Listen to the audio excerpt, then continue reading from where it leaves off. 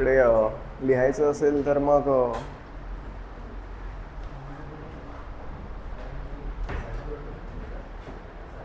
Okay ठीक ठीक.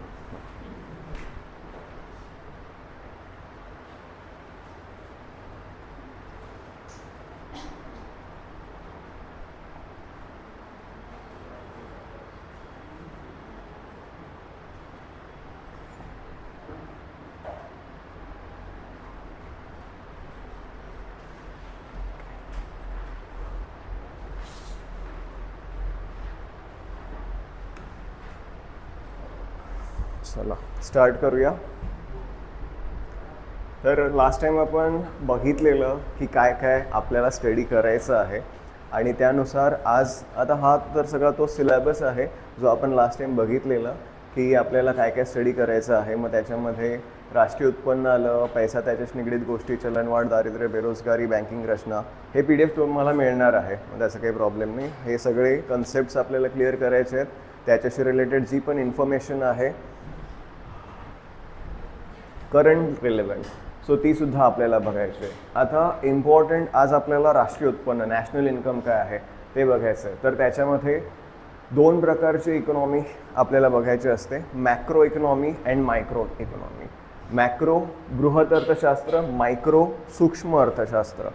आता याच्यामध्ये सूक्ष्ममध्ये आपला नॉर्मल बाजार जो आहे त्याच्यामध्ये कोण खरेदीदार आहे, मजूर, वस्तू, सेवा, विक्रेता, दलाल, ह्या सगळ्या गोष्टी ज्या आहेत ह्या मायक्रो इकॉनॉमीमध्ये येतात. तर याच्यातल्या काही गोष्टी ज्या आहेत हे आपल्या सिलेबसमध्ये आपल्या स्ट्रक्चरमध्ये रिलेव्हंट ठरतील. सोबतच मॅक्रो इकॉनॉमीमध्ये, बृहत अर्थशास्त्रामध्ये राष्ट्रीय उत्पन्न, महागाई, बेरोजगारी, कर, राजकोषीय धोरण, चलन धोरण, या सगळ्या गोष्टीसुद्धा आपल्याला येणार आहेत. ओके, सो आपल्याला इथे हे लक्षात ठेवायची काही गरज नाही, फक्त एक रिलेव्हन्स आहे याचा म्हणून इथे सांगितलेलं आहे.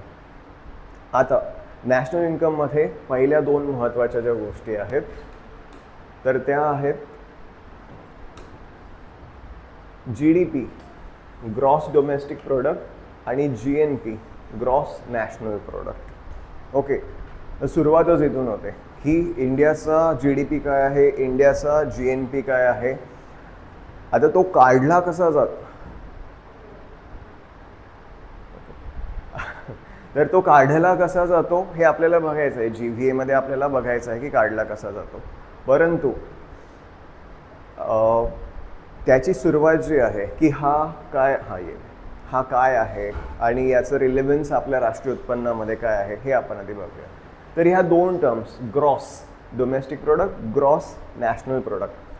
आता ग्रॉस म्हणजे काय, मराठीमध्ये ढोबळ मानाने. एक्झॅक्ट फिगर आहे का ही नाही. तर पहिले टर्मचा अर्थ समजून घ्यायचा आहे. ग्रॉस म्हणजे ढोबळ मानाने. फॉर एक्झाम्पल विकास ना, तर विकासला वेगवेगळ्या स्रोतांमधून पैसे मिळतात. तो भाज्या विकतो समजा, त्याच्यातून मिळतात. तो जुगार खेळतो, त्याच्यातून मिळतात. ओके, तर वेगवेगळ्या प्रकारच्या गोष्टी असू शकतात की ज्याच्यामधून आपण पैसे कमावतो. आता अर्थशास्त्रामध्ये किंवा अर्थव्यवस्थेमध्ये तुम्हाला प्रत्येक गोष्टीला महत्त्व द्यावं लागेल. ओके, असं नाही चालणार की तुम्ही फक्त ज्या खूपच नीतिमत्तावाल्या गोष्टी आहेत त्या बघताय. तुम्ही प्रत्येक गोष्ट तुम्हाला चेक करावी लागते की ज्याच्यामध्ये पैसा इन्व्हॉल्व आहे. ओके, तर मग ग्रॉस ढोबळमानाने त्याने एकदम परफेक्टली नाही कॅल्क्युलेट केलेलं की भाजी विक्रेता आहे तो, तर त्याच्यामधून त्याला किती मिळत आहेत, इतर त्याचे काही उद्योग आहेत त्याच्यातून किती मिळत आहेत. तो ढोबळमानाने सांगतोय की 1 लाखाच्या आसपास माझा मंथली इन्कम आहे, 1 लाखाच्या आसपास. तर याला बोलतो आपण ग्रॉस. ओके, तर कधी कधी तुम्ही बघाल मूवीजचं असं दिलं जातं की पहिल्या दिवसाचं बिझनेस 50 करोड्स झाला एखाद्या मूवीचा. हे एक्झॅक्ट फिगर असतं का त्यांचं की exactly 50 crores? No, it is gross figure. की अंदाजे त्यांना असं वाटतं की जेवढं आम्ही आतापर्यंत चौकशी केली 50 करोड्सचा बिझनेस असेल.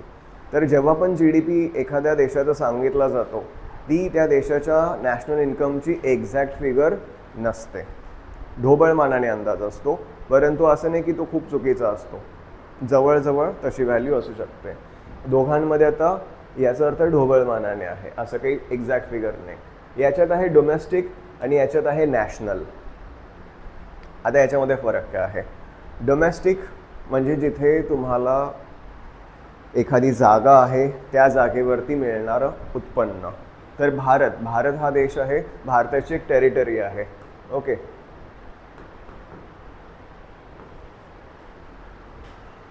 कोणत्या आर्टिकलमध्ये दिलं आहे इंडियन टेरिटरीबद्दल? कॉन्स्टिट्यूशनच्या पहिल्याच आर्टिकलमध्ये दिलं आहे. Okay, article 1, it is about Indian territory. Okay, तर इंडियन टेरिटरी भारताची जागा. जेव्हा आपण बोलतो भारत या देशाची जागा, तेव्हा आपली राज्य येतात. किती राज्य आहेत भारतात? 28 राज्य आहेत. सोबत केंद्रशासित प्रदेश युनियन टेरिटरीज किती आहेत? 8 आहेत. प्लस जर भारताने कोणता कॅप्चर केलेला लँड असेल तर तो सुद्धा टेरिटरीमध्ये येणार. आज सध्या भारताने कॅप्चर केलेला लँड कोणता नाही आहे, परंतु इंडियन एम्बसीज कुठे कुठे ज्या असतात बाहेरच्या राष्ट्रांमध्ये, तिथे जर एखाद्या गोष्टीचं उत्पादन झालं तर ते सुद्धा इंडियाच्या नॅशनल इन्कममध्ये येऊ शकतं, GDPमध्ये, because that place belongs to India. Okay, तर अशा ज्या पण जागा भारताशी रिलेटेड आहेत, भारताशी बिलॉंग करतात, तिथे जर एखाद्या गोष्टीचं उत्पन्न होतं आहे, उत्पादन होतं आहे, तर त्यांना GDPमध्ये कन्सिडर केलं जाईल. आता इथे दुसरी गोष्ट अशी आहे की ते उत्पन्न कोण घेतं आहे याच्याशी आपल्याला घेणं देणं नाही आहे. म्हणजे इंडियामध्ये एखादा अमेरिकन येतो आहे आणि तो उत्पादन घेतो आहे, मग आपण असं बोलू का की अमेरिकनने घेतलं तर ते आपलं नाही आहे? नाही, ते इंडियाच्या टेरिटरीवर घेतलं आहे. ओके, ॲमेझॉन अमेरिकन कंपनी आहे.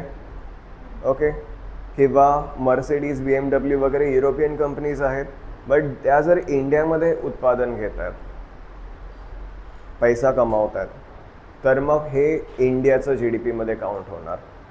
तर हा फरक समजा. परंतु जर तेच GNP बद्दल बोललं गेलं तर इथे फक्त नॅशनल हा शब्द व्यक्तीच्या, इंडिव्हिज्युअलच्या आयडेंटिटीशी कनेक्ट करतो. नॅशनल म्हणजे फक्त भारतीय व्यक्ती जर उत्पन्न घेत आहे. ओके, मग आता समजा तुझं नाव विसरलो मी, तेजस समजा कॅनडामध्ये जाऊन एखादा बिझनेस करतोय, परंतु तो इंडियन आहे अजूनसुद्धा, तर त्याचं जे उत्पन्न आहे ते इंडियाच्या GNPमध्ये येणार. परंतु आता तो जर कॅनडामध्ये बिझनेस करतोय तर कोणाच्या GDPमध्ये जाणार?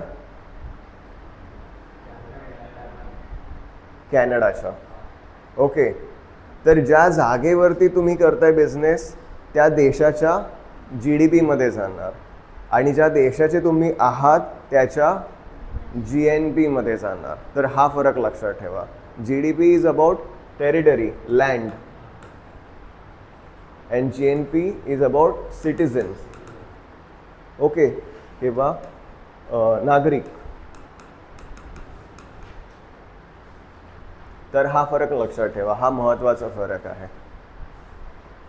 जेव्हा पण GDP संबंधीचं उत्पादन, राष्ट्रीय उत्पादन किंवा राष्ट्रीय उत्पन्न या गोष्टी पाहिल्या जातात, तर GDP बोललं तर जागेशी संबंध आहे, नागरिकत्वाशी आपल्याला काहीही घेणं देणं नाही, कोणी कमवते. आणि GNP बोललं तर नागरिकत्वाशीच संबंध आहे, इथे आपल्याला जागेशी काही संबंध नाही आहे. तर मला तू सांग, एखादा व्यक्ती आहे, तो झिम्बाब्वेचा आहे सिटिझन, आणि तो ऑस्ट्रेलियामध्ये जाऊन नोकरी करतोय, वेटरची नोकरी करतोय, पैसे कमावतोय, तर त्याचं उत्पन्न कोणाचं GDP झालं आणि कोणाचं GNP झालं? झिम्बाब्वेचा व्यक्ती आहे आणि ऑस्ट्रेलियामध्ये जाऊन कमावतोय. नाही सांगता येणार. तू सांग.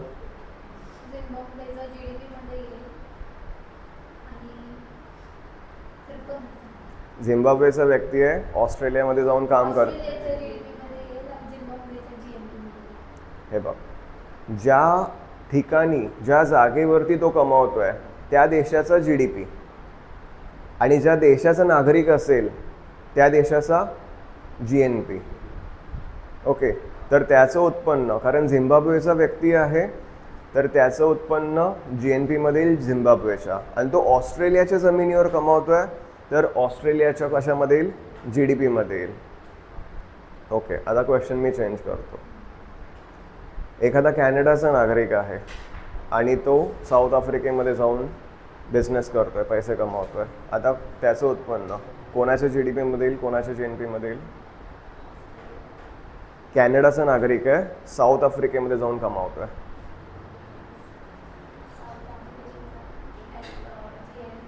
साऊथ आफ्रिकेचं GNP आणि GDP कोणाचा? परत सांगतोय बघ, जर व्यक्ती मी बोललो एखाद्या देशाचा आहे तर त्या देशाचा GNP, आणि जर मी बोललो जागा एखाद्या देशाची तर त्या देशाचा GDP. आता मी बोललो कॅनडाचा व्यक्ती आहे आणि साऊथ आफ्रिकेमध्ये जाऊन तो पैसे कमावतोय.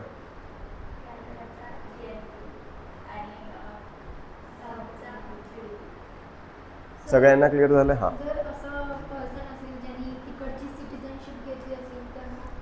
मग झालं. मग त्यांचं GNP त्यांचाच GDP. ओके, हा कॅनडाचा व्यक्ती समजा साऊथ आफ्रिकेमध्ये खूप वर्ष राहिला आणि त्याला साऊथ आफ्रिकेची सिटिझनशिप मिळाली, तर मग GDP तर होताच साऊथ आफ्रिकेचा, पण GNP सुद्धा झाला, कारण सिटिझनशिप मॅटर करते. ओके, आता काही ठिकाणी मला विचारण्यात आलं, सर काही काही जणांना 2-3 ठिकाणची सिटिझनशिप मिळते. तर नाही मिळत. एका वेळी एकाच देशाची सिटिझनशिप असू शकते. 2-3 काय असतं ते ऑनररी सिटिझनशिप असते ते. ओके, जसं अक्षय कुमारला मध्ये खूप ट्रोल केलं गेलं, कॅनेडियन कुमार वगैरे, तर कॅनडाने त्याला ऑनररी दिलेली. याचा अर्थ कॅनडाच्या सिटिझन्स प्रमाणे अक्षय कुमारला राईट्स होते का कॅनडामध्ये? नाही. कॅनडाची पॉप्युलेशन एवढी कमी आहे ना, ते उठसूट कोणालाही देत राहतात सिटिझनशिप ऑनररी. म्हणजे तिथे जाऊन त्यांना पॉलिटिकल राईट्स काही मिळत नाही, फक्त एक सन्मानजनक असते ती सिटिझनशिप.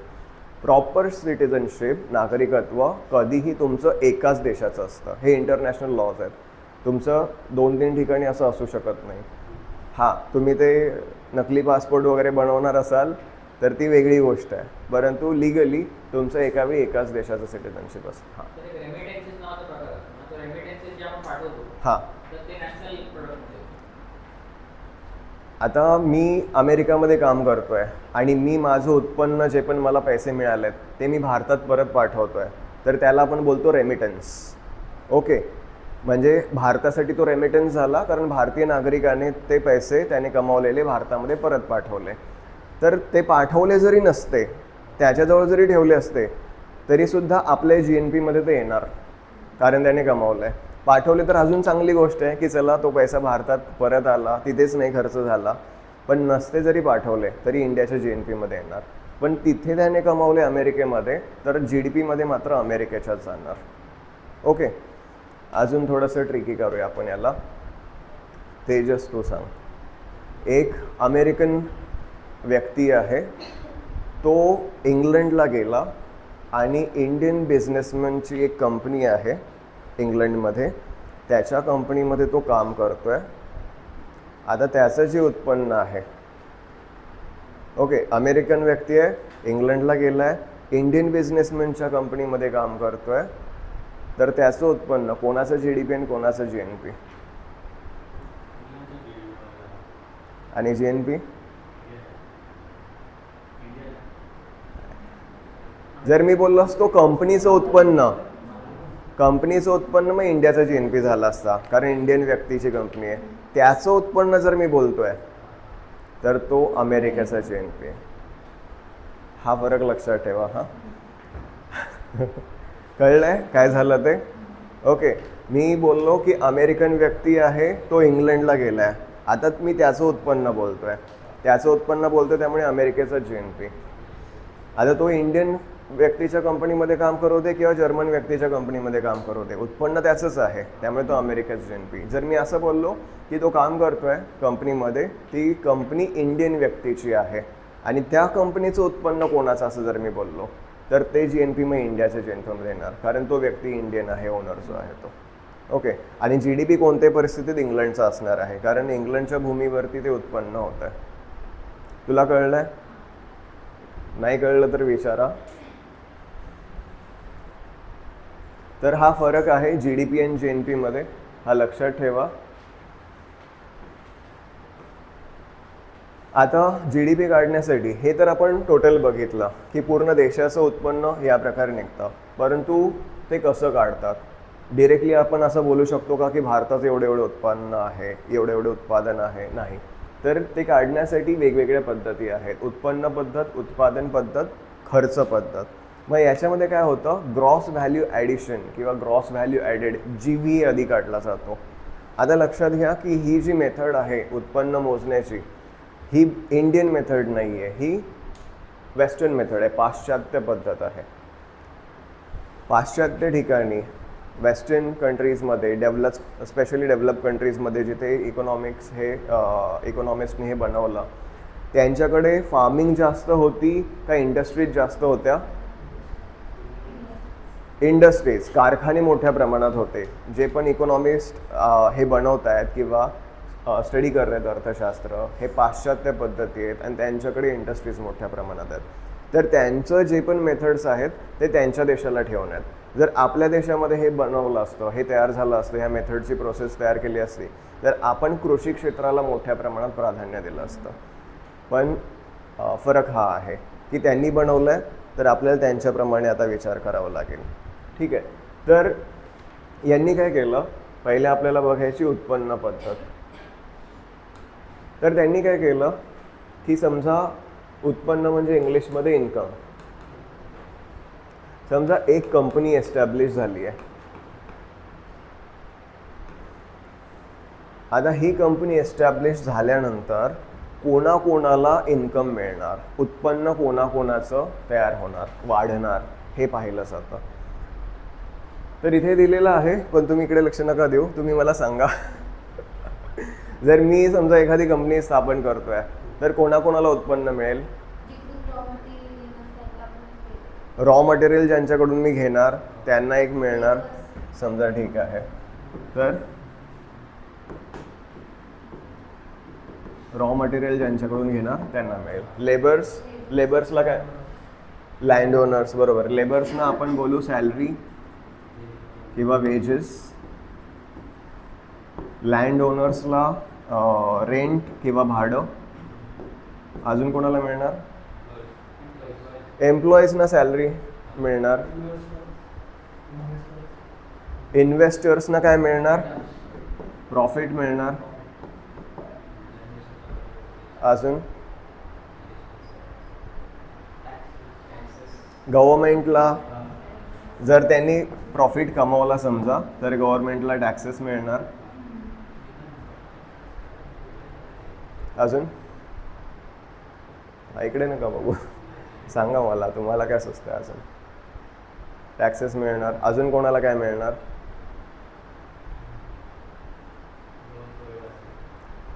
कोण? लोन्स, बँकेकडून लोन्स घेणार. मग कोणाला त्याच्यामधून प्रॉफिट मिळेल किंवा कोणाला फायदा होईल? बँकवाल्यांना. तर समजा मी स्थापन केली आहे कंपनी आणि मी लोन घेऊन स्थापन केलेली आहे, तर मला ते लोन परतफेड करायचं आहे आणि फक्त प्रिन्सिपल अमाऊंट देऊन चालणार आहे का? नाही, तर इंटरेस्ट पण द्यावा लागेल, व्याज पण द्यावं लागेल. तर मग बँक्सना जो प्रॉफिट मिळणार त्याला आपण बोलतो इंटरेस्ट. ठीक आहे. तर या प्रकारे वेगवेगळे जे लोक आहेत त्यांना प्रॉफिट होणार आहे. तर हे टॅक्सेस जे आहेत हे प्रॉफिटवरच बेस्ड आहेत, त्यामुळे त्यांनी टॅक्सेसना कन्सिडर नाही केलं. कारण तुम्हाला प्रॉफिट मिळतोय तरच तुम्ही टॅक्स भराल. तुमची स्वतःचीच कंपनी लॉसमध्ये आहे तर तुम्ही काय टॅक्स भरणार आहे? सो या प्रकारे टॅक्सेस जे आहे ते कॅन्सल करून टाकले. हे जे रॉ मटेरियल आहे, तर रॉ मटेरियल एक प्रकारची इन्व्हेस्टमेंट आहे की जे तुम्ही रॉ मटेरियलमध्ये जागा आहे, इलेक्ट्रिसिटी आहे, बाकी पण सगळ्या गोष्टी आहेत, हे सगळं रॉ मटेरियलमध्ये कन्सिडर करता. तर त्यामुळे त्यांनी रेंट ह्या गोष्टीमध्येच बाकी ज्या पण रॉ मटेरियल्स आहेत ते पण इन्क्लूड करून टाकले, त्यामुळे ते काढून टाकलं. मग राहिले काय? वेजेस, रेंट, प्रॉफिट आणि इंटरेस्ट. हे मेन गोष्टी त्यांनी ठेवल्या आणि त्याच मी इकडे फॉर्म्युलामध्ये त्यांनी टाकून दिल्या की मेन 4 ह्या गोष्टी ज्या आहेत ह्या इन्कम स्वरूपात मिळतात जेव्हा एखादी कंपनी एस्टॅब्लिश होते. आता तुम्ही बोलाल की सर मी जागा विकत घेतली, मी नाही रेंटने देणार, मी विकत घेतली जागा आणि त्याच्यावरती कंपनी सुरू केली, ठीक आहे, चांगली गोष्ट आहे. तर रेंटच्या ऐवजी मग त्याला जी मार्केट प्राईस मिळेल, जो पण जागेचा मालक असेल, तर ती कॉस्ट आपण पकडू, काही हरकत नाही. पण मोस्टली जेव्हा पण कोणता इंडस्ट्रियलिस्ट कोणतीही गोष्ट सुरू करतो तर तो भाड्याने घेतो जागा. आता ॲमेझॉन ही कंपनी खूप मोठी आहे. ॲमेझॉनचं जर तुम्ही बघाल ना, वेअरहाऊसेस असतात आणि हे सिटीच्या मुख्य ठिकाणी कधीच नसतात.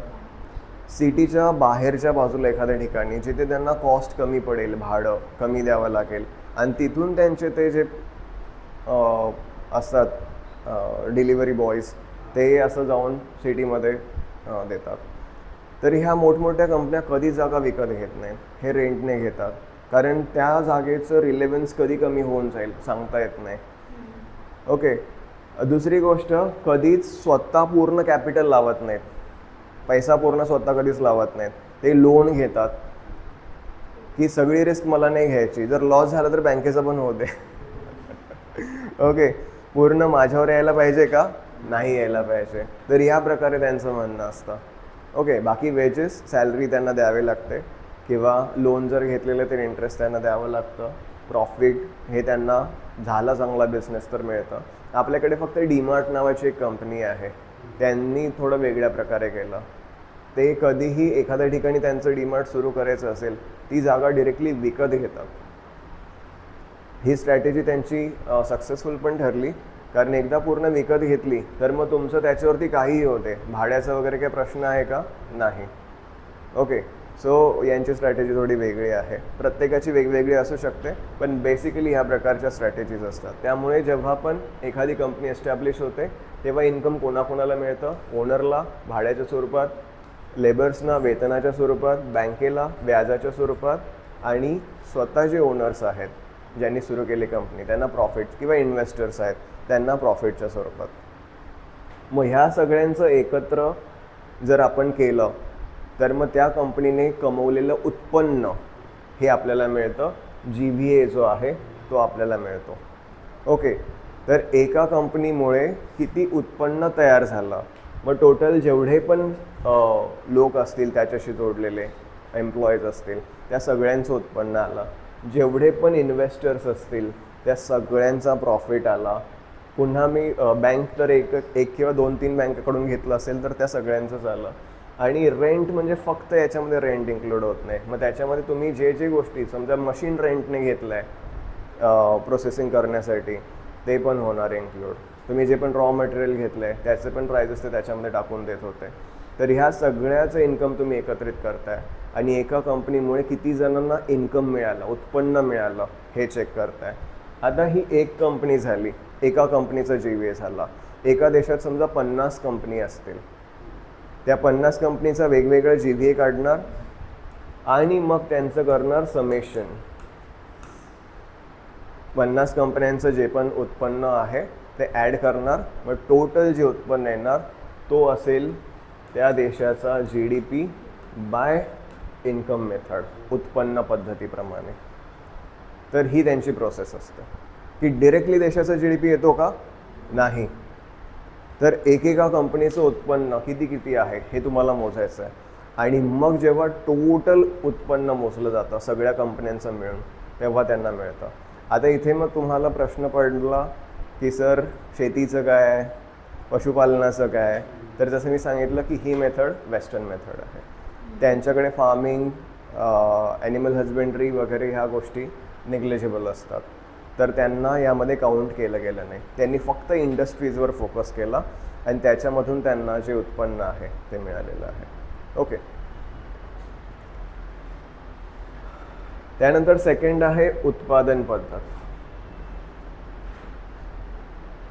पहिले आपण बघितली उत्पन्न पद्धत, इन्कम मेथड. आता आपल्याला बघायचे प्रोडक्शन मेथड. हां, माईक सगळं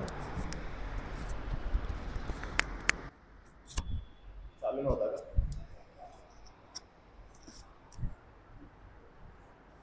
तर सेकंड मेथड आहे प्रोडक्शन मेथड.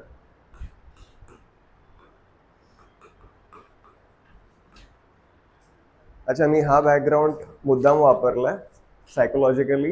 ग्रीन बॅकग्राऊंड त्याच्यावरती व्हाईट, हे आईजसाठी प्लेझंट असतं. ओके, स्ट्रेस होत नाही. जे ब्लॅक आणि व्हाईट हे कलर कॉम्बिनेशन जे आहे हे थोडंसं डोळ्यांसाठी स्ट्रेसफुल असतं. मग तुम्हाला हे आवडलं नसेल तर तसं मला कळवा, परंतु माझ्या मते हे डोळ्यांसाठी प्लेझंट आहे. ठीक आहे. तर उत्पादन पद्धत बघायची आपल्याला, प्रोडक्शन मेथड. आता याच्यामध्ये GVA कसा काढणार, की एखादी कंपनी, पुन्हा इथे कंपनीच आहे, पण कंपनीचं उत्पन्न नाही बघणार आहे आपण, उत्पादन किती होत आहे, किती किमतीच्या वस्तू ती तयार करत आहे. कारण तेवढ्या किमतीच्या वस्तू ती तयार करत आहे याचा अर्थ लोक विकत घेणार आहेत की नाही, येस. आणि त्याच्यामधून कोणाला ना कोणाला पैसे पोहोचणार आहेत की नाही, येस. तर मग किती रुपयाचे गुड्स आणि किती रुपीजच्या सर्व्हिसेस. गुड्स म्हणजे काय, वस्तू. मग कोणती वस्तू असू शकते, ही बॉटल असू शकते, बेंच असू शकतो, हा बोर्ड असू शकतो, अगदी ही बिल्डिंग सुद्धा काय आहे, वस्तूच आहे. ओके. तर प्रोडक्ट, कोणतेही प्रोडक्ट, गुड्स. त्यानंतर सर्व्हिसेस म्हणजे काय,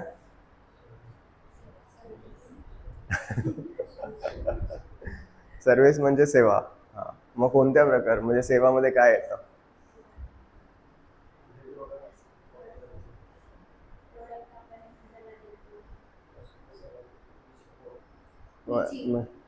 टीचिंग. ठीक आहे. टीचिंगमध्ये आपलं आपण काही वस्तू तयार करतो का, नाही. आता मी कोणती वस्तू तयार केली का, नाही, पण मी पैसे कमवतोय की नाही, येस. तर टीचिंग ही एक सर्व्हिस झाली. आता याला नाव सर्व्हिस दिलंय. सर्व्हिस म्हणजे तुम्ही असं नका मानू की काहीतरी दानशूर वगैरे असं त्याच्या प्रकारचं. सेवा हा शब्द आपल्याला वेगळ्या प्रकारे असं वाटतो. सिव्हिल सर्व्हिसेस सुद्धा ज्यासाठी तुम्ही जॉईन करणार आहात, हे तुम्ही विदाऊट सॅलरी काम करणार आहात का, नाही. सॅलरी घेणार आहे, उत्पन्न मिळणार आहे तुम्हाला. मग तुम्ही वेटर असाल, डॉक्टर असाल, लॉयर असाल, हॉस्पिटॅलिटी सेक्टर आपण जे बोलतो, रिसेप्शनिस्ट वगैरे ते असाल, तर या सगळ्या येतात सर्व्हिसेस. याच्यामध्ये तुम्ही काही गुड्सचं प्रोडक्शन नाही करत, स्टील तुम्ही इन्कम मिळवताय. तर टोटल एखादी कंपनी किती रुपीजचे गुड्स तयार करते आणि किती रुपीजचे सर्व्हिसेस तयार करते. काही कंपनीज अशा असतात की फक्त गुड्स क्रिएट करतात, काही असतात फक्त सर्व्हिसेस. पण आता खूप साऱ्या कंपनीज आहेत ज्या गुड्स प्लस सर्व्हिसेस दोन्ही सुद्धा तयार करतात कंपल्सरी. तर मग हे किती रुपीजचं तयार करते त्याचं ॲडिशन आपण केलं की एवढ्या समजा 1000 रुपयाचं गुड्स तयार केले आणि 1000 रुपयाचे सर्व्हिसेस तयार केले, तर 2000 जो आहे तो त्यांचा मग GVA झाला. पण आता याच्यामध्ये एक गोष्ट वेगळी आहे, याच्यातून आपल्याला मायनस करायचं आहे आंतरसंक्रामक वापराचे मूल्य किंवा इंटरमिडिएटरी कन्झम्पशन. फॉर एक्झाम्पल, आता हे काय असतं हे खूप समजणं महत्त्वाचं आहे की IC काय असतं हे आणि का वजा करायचं आहे. आतापर्यंत उत्पन्नामध्ये आपण सगळं ॲड केलं, उत्पादन पद्धतीत गुड्स अँड सर्व्हिसेस ॲड केले, पण हा IC मात्र वजा करायचा. आता आपण कन्सिडर करूया की तेजस आहे, तेजस शेतकरी आहे, तो कापूस पिकवतोय. तो कापूस त्याने, तुझं नाव काय, अविरत. अविरतला 10 रुपयाला विकला. अविरतने त्याचे धागे बनवले, तो 20 रुपयाला विकासला विकला. विकासने त्याचं कापड बनवलं 30 रुपयाला. तुझं नाव काय, अनिकेत, आणि आदित्य, आदित्यला विकलं. आदित्याने त्याचा ड्रेस बनवला आणि 40 रुपयाला तो अजून कोणाला तरी विकला. तर याचे 10 रुपये, याचे 20 रुपये, 30 रुपये, 40 रुपये, प्रत्येकाचं प्रोडक्शन व्हॅल्यू टोटल झाले 100 रुपीज. मग वरवर आपल्याला काय वाटतं किती रुपीजचं प्रोडक्शन झालं, 100 रुपीजचं प्रोडक्शन झालं असं आपल्याला वाटेल. पण ॲक्च्युली बघायला गेलं तेजसचे 10 रुपये ठीक आहे, बरोबर आहे की त्याने त्याचं ते कमावलं आहे. पण अविरतचे 20 रुपये जिथे आपण बोलतो त्या 20 रुपयेमधले 10 रुपये त्याने ऑलरेडी कोणाला दिलेत, तेजसला दिलेले आहेत. तो कापूस घेऊन तो धागे बनवतोय. जर तो कापूस त्याने विकत घेतला नसता तर तो धागा बनला असता का, नसता बनला, पॉसिबल नव्हता. याचा अर्थ त्याने स्वतःहून किती रुपयाचं प्रोडक्शन केलंय? 10 रुपयाचंच केलंय. जर त्याने कोणाकडून काही न घेता स्वतःहून एखादं प्रोडक्शन केलंय आणि ते 20 रुपयाला तो विकतोय, तर तुम्ही बोला ठीक आहे 20 रुपये. पण तो कोणाचं तरी 10 रुपयाचं घेतोय आणि इथे तो आता 20 रुपयाला ते विकतोय, याचा अर्थ त्याचं स्वतःचं प्रोडक्शन फक्त 10 रुपयाचं आहे. तर मग इथून तुम्हाला 20 मधून 10 वजा करावे लागतील, तेजसचे 10 आणि याचे 10च फक्त. आता पुन्हा विकास, तो 30 रुपयाला ते कापड विकतोय, पण ते 30 रुपयाचं त्याचं स्वतःचं प्रोडक्शन आहे का? त्याने 20 रुपये ऑलरेडी अविरतला पे केलेले आहेत, म्हणजे याचा अर्थ त्याचं स्वतःचं किती रुपयाचं आहे? 10च रुपयाचं आहे. सेम आदित्यबद्दल, की त्याने सुद्धा 40 रुपयाचं कापड विकले पण 30 रुपये याला ऑलरेडी पे केलेले आहेत, म्हणजे फक्त याने पण 10 रुपयाचंच घेतलेलं आहे प्रोडक्शन. तर या प्रकारे 60 रुपये जी आहे ती फक्त इंटरमिडिएटरी कन्झम्पशन कॉस्ट होती आणि यांचं रिअल प्रोडक्शन जे आहे 40 रुपीजच आहे. तर यामुळे आपण जर प्रत्येकच गोष्टीला इंटरमिडिएटरी कॉस्ट वजा न करता काउंट करत बसलो तर आपला GDP खूप फुगेल आणि तो अवास्तव दिसेल. ऍक्च्युली तेवढ्या रुपीचं प्रोडक्शन होत असतं का? नाही. तुम्ही अजून काही एक्झाम्पल घेऊ शकता, की समजा सँडविच तुम्ही बनवताय, ओके, तर एखादा शेतकरी गव्हाचं उत्पादन घेतो, त्याचं पीठ बनतं, तेच पीठ विकून ब्रेड बनतं, तेच ब्रेड विकून पुढे सँडविच बनणार आहे.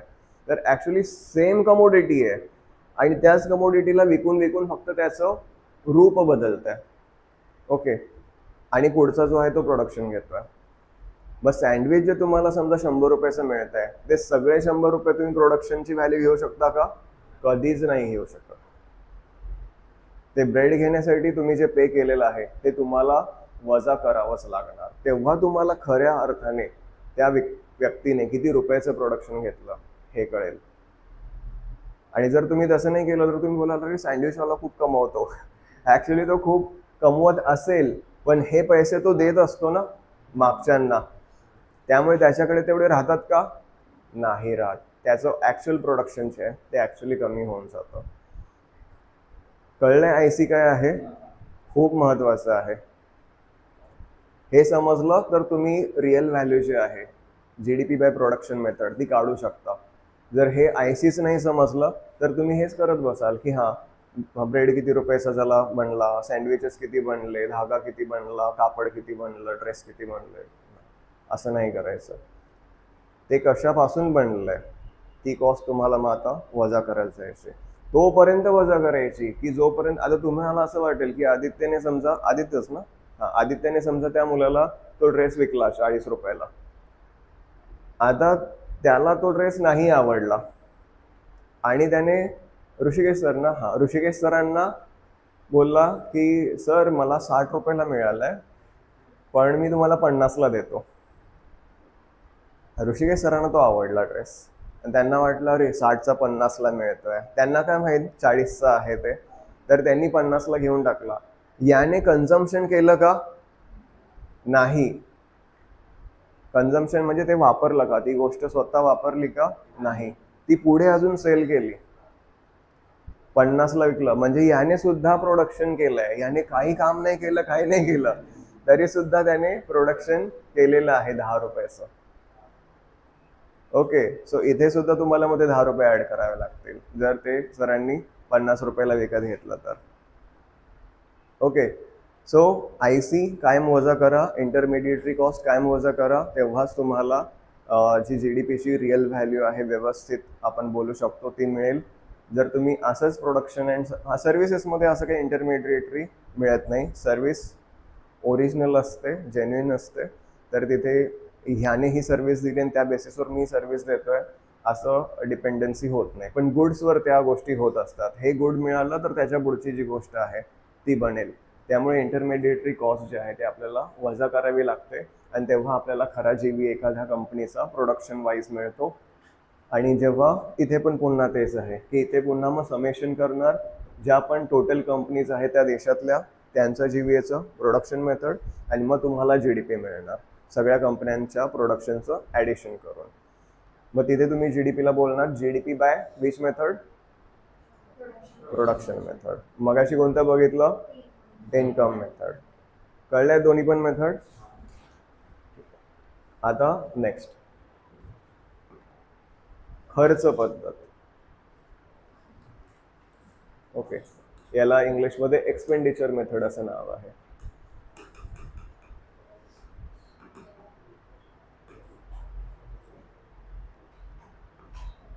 ही काढण्यामागचं कारण आहे भ्रष्टाचार, काळा पैसा.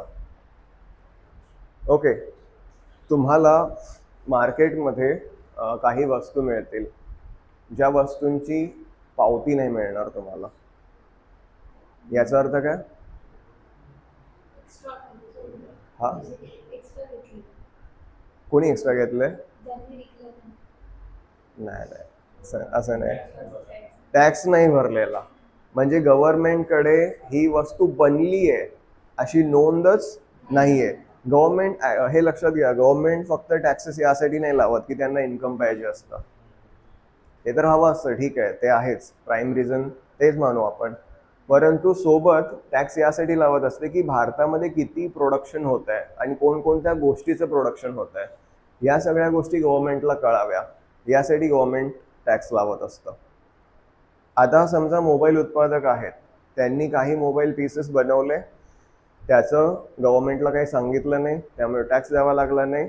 आता ते मोबाईल हँडसेट जे आहे ते त्यांनी मार्केटमध्ये शॉपकीपर्सना पोहोचवून दिले की बाबा तुम्ही विका. परंतु टॅक्सेसमुळे समजा तो मोबाईल 15,000 रुपयाचा असेल तर विदाऊट टॅक्स तो तुम्हाला 10,000 किंवा 8,000ला वगैरे आरामात मिळून जातो. परंतु तुम्हाला पावती मिळणार आहे का? नाही मिळणार आहे. आता लोक तो विकत घेणार आहे, वापरणार आहेत. मग गव्हर्नमेंटला ही आयडिया आहे की अशा प्रकारे काळा बाजार मोठ्या प्रमाणात होतो, उत्पादन दाखवलं जात नाही. आता कंपनीचं उत्पादन दाखवलं गेलं नाही तर उत्पन्न सुद्धा दाखवलं जाईल का? नाही दिसणार आपल्याला. परंतु लोक खर्च तरी करणार आहेत, कोणती ना कोणती गोष्ट खर्च करणार आहेत. तर खर्च किती होतोय लोकांचा याची तपासणी आपण ठेवू शकतो. ठीक आहे, की कुठे काय किती खर्च करतायत. प्लस दुसरी गोष्ट अशा प्रकारे सुद्धा की आता समजा माझ्याकडे काळा पैसा आहे. ओके, आता मी सामान्य एखादा गव्हर्नमेंट सर्वंट आहे की ज्याची सॅलरी 60-70,000 आहे, परंतु माझ्या घरामध्ये मर्सिडीज उभी आहे. मर्सिडीज सारखी गोष्ट तर मी विदाऊट रिसिट नाही घेणार, ती व्यवस्थितच घेणार. ओके, आता मी माझं उत्पन्न शासनाला नाही दाखवलेलं, परंतु माझा खर्च मी लपवू शकतो का? तो दिसणारच आहे. मग समजा मी काहीतरी घपला केला असेल, माझ्या कोणत्या तरी रिलेटिव्हच्या नावावर घेतली असेल, वाईफच्या नावावर घेतली असेल, भावाच्या नावावर घेतली असेल, कोणाच्याही नावावर घेतली असेल समजा, परंतु खर्च तर झालाय, दिसणार आहे गव्हर्नमेंटला की कोणी ना कोणी खर्च केलेला आहे. मग ही मेथड त्यामुळे जास्त महत्त्वाची ठरते की किती प्रमाणात लोक खर्च करतात गोष्टी विकत घेण्यासाठी. आणि खर्च करतात याचा अर्थ त्यांच्याकडे पैसा आहे. पैसा आहे म्हणून तो खर्च होतोय, डिमांड होते याचा अर्थ प्रोडक्शन पण एवढं होत असणार, आणि प्रोडक्शन होतंय याचा अर्थ इन्कम पण तेवढं मिळत असणार. त्यामुळे डिरेक्टली इन्कम मेथड किंवा प्रोडक्शन मेथडने नॅशनल इन्कम व्यवस्थित नसेल जरी कळत गव्हर्नमेंटला, तरी एक्सपेंडिचर मेथड अशी आहे की ज्याच्यामधून गव्हर्नमेंटला ॲश्युअर होऊन जातं की एवढा पैसा मार्केटमध्ये नक्कीच असणार आहे. ओके, मग त्याच्यामध्ये कोणते कंपोनंट येतात? तर सर्वात पहिला आणि सर्वात महत्त्वाचा सी, कन्झम्पशन, की तुम्ही स्वतःवरती किती खर्च करताय. ओके, समजा मी जॉबला नाही आहे, कोणीच म्हणजे माझे आई वडीलच फक्त मला पैसे देतात, बाकी कोणी मला बघत नाही, पण आई वडील मला हवा तेवढा सगळा पैसा देतात माझ्या गरजेच्या वस्तूंसाठी. आता मी खर्च करतोय, इन्कम मेथडमध्ये माझं काही काउंट केलं जाईल का? प्रोडक्शन मेथडमध्ये माझं काही काउंट केलं जाईल का? परंतु एक्सपेंडिचर मेथडमध्ये मी जेवढं पण एक्सपेंडिचर करतोय त्याला व्हॅल्यू आहे की नाही? येस.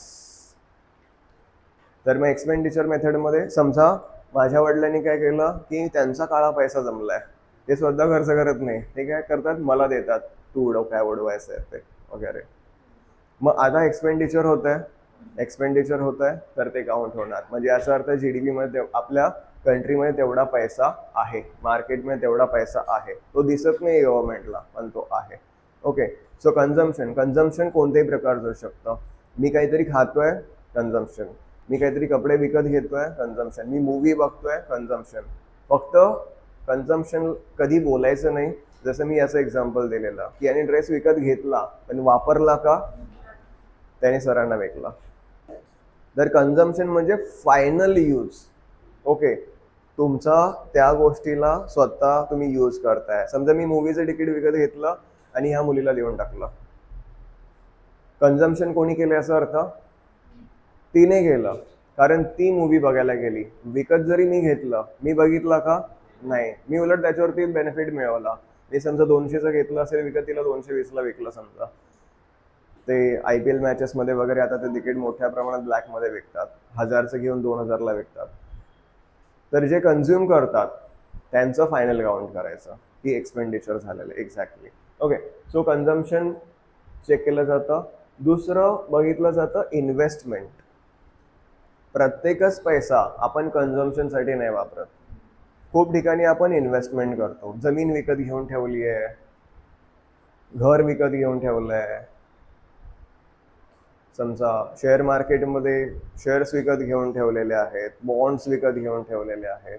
तर हा पण एक प्रकारचा खर्चच झाला, परंतु तो कन्झम्पशन नाही बोलता येणार, त्याला इन्व्हेस्टमेंट बोलायचं आहे.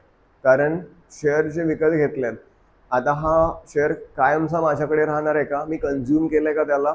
नाही. त्याला मी रिसेल करणार आहे, त्यामुळे त्याला मी बोलणार इन्व्हेस्टमेंट. ओके.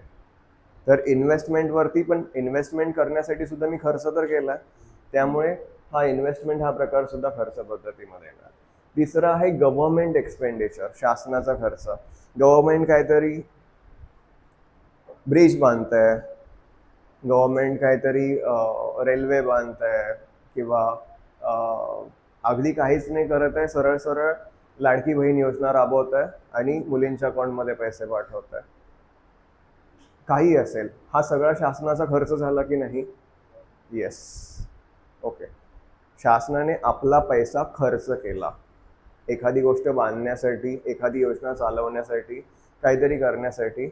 पण यामुळे मार्केटमध्ये शासनाकडून पैसा कुठे गेला? मार्केटमध्ये गेला.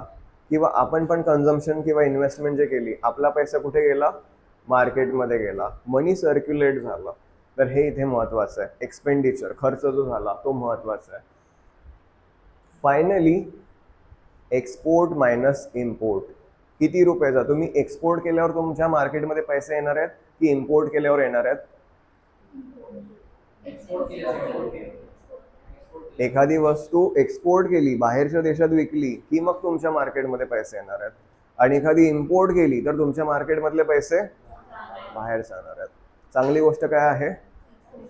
एक्सपोर्ट करणं, कारण पैसे येणं हे कायम चांगलं असतं. ओके. सो हे मांडलं जातं या सूत्रावरून की तुमचा एक्सपोर्ट जास्त असेल, सो ही व्हॅल्यू जर असं असेल 10 - 8 तर पॉझिटिव्ह तुम्हाला मिळेल. पण भारताच्या बाबतीत उलट आहे. भारताचं काय जास्त आहे? इम्पोर्ट जास्त आहे. मग त्यामुळे आपली जी व्हॅल्यू आहे ती या प्रकारे असते. तर फायनली इकडे प्लस जरी असला तरी मग शेवटी तुम्हाला त्यातून मायनस करावं लागतं. ओके. तर कायम प्रयत्न कोणत्याही देशाने हा करायला हवा की एक्सपोर्ट जास्त होतील, आणि जे डेव्हलप कंट्रीज आहेत त्यांचा मात्र एक्सपोर्ट तुम्हाला जास्तीत जास्त बघायला मिळेल. जे विकसनशील आहेत, अप्रगत आहेत, तर त्यांचा मात्र तुम्हाला इम्पोर्ट बघायला मिळेल जास्तीत जास्त. तर या प्रकारे तुम्हाला GVA जो आहे एखाद्या कंपनीशी, आता इथे कंपनी नाही बोलता येणार, तुम्हाला एखादं रिजन घेता येईल. ओके. फक्त एक कंपनी असं नाही, कारण कन्झम्पशन नागरिकांचं आहे, गव्हर्नमेंट एक्सपेंडिचर गव्हर्नमेंटचा आहे, इन्व्हेस्टमेंट सुद्धा कॉमन नॉर्मल कोणी नागरिक आहे त्यांची आहे, बिझनेसमॅनची आहे. तर मग अशा परिस्थितीमध्ये त्या जागेवरती जेवढं पण कन्झम्पशन होत आहे, इन्व्हेस्टमेंट होत आहे, गव्हर्नमेंट एक्सपेंडिचर होत आहे, तिथून किती एक्सपोर्ट होतोय, इम्पोर्ट होतोय, याचं कॅल्क्युलेशन काढून जेव्हा तुम्ही किंमत काढता तेव्हा त्या जागेचा GVA तुम्ही तयार केला. असं भारतातल्या प्रत्येक, समजा एका डिस्ट्रिक्टचा केलं, एखाद्या जिल्ह्याचा, तर भारतातल्या प्रत्येक जिल्ह्याचं मग तुम्ही एक्सपेंडिचर मेथडने GVA चेक केला आणि त्याला ॲड केलं तर तुम्हाला GDP मिळेल. कोणत्या मेथडने? एक्सपेंडिचर मेथडने. तर हे 3 मुख्य प्रकार आहेत GDP काढण्याचे. पहिलं इन्कम मेथड. सांगा मला, इन्कम मेथडमध्ये न बघता, खाली नका बघू, न बघता सांगा, इन्कम मेथडमध्ये आपण काय काय ॲड केलं? वेजेस, इंटरेस्ट, प्रॉफिट, बरोबर आहे. R for rent. ठीक आहे, RWIP. कोणती मेथड? लक्षात राहील काय? दुसरं प्रोडक्शन मेथड. याचा काय फॉर्म्युला होता? G फॉर काय होतं? नको बघू खाली. गुड्स. एवढं सोपं आपण बघायचंच कशाला खाली? ओके, मी लास्ट टाइम पण तुम्हाला सांगितलं, क्वेश्चन समोर आला एक्झाम मध्ये, आधी स्वतः विचार करायचा की आन्सर्स बघायचे? स्वतः विचार करायचा. ही सवयच वाईट की ऑप्शन्स काय अवेलेबल आहेत. ऑप्शन्स नको आहे, तुम्हाला स्वतःचं तुमचं सुचलं पाहिजे. Okay, G for goods, S for services. आणि IC का वजा करायचं असतं? हा, सांग, जोरात बोल. ते बरोबर आहे, प्रोसेस तुला समजली, ठीक आहे, पण ओव्हरऑल IC जे आहे ते वजा करायचं असतं. ते वजा नाही केलं तर काय होईल? Double counting. म्हणजे काय? GDP आहे त्यापेक्षा आहे तेवढा दिसेल की जास्त दिसेल? म्हणूनच IC वजा करायचं असतं. ऍक्च्युली जेवढा GDP आहे तर उलट तो खूप फुगलेला दिसेल, अवास्तव दिसेल, तर तो दिसू नये म्हणून आपल्याला IC वजा करायचं आहे. आणि फायनली ही एक्सपेंडिचर मेथड. तर एक्सपेंडिचर मेथड मध्ये काय काय आहे? कन्झम्पशन आहे. कोण करणार कन्झम्पशन? अच्छा, कन्झम्पशन कोण करणार? पीपल. त्या ठिकाणी कोणी असेल, आता त्या ठिकाणी जे असणारे आहेत ते इंडियन असायला पाहिजे की फॉरेनर्स असायला पाहिजे की कोणी चालेल?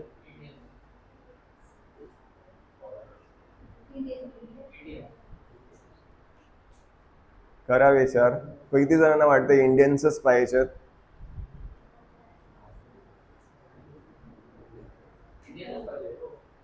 काय इंडियन्स पाहिजेत? आपण GDP करतोय की GNP करतोय कॅल्क्युलेट? विषय संपला.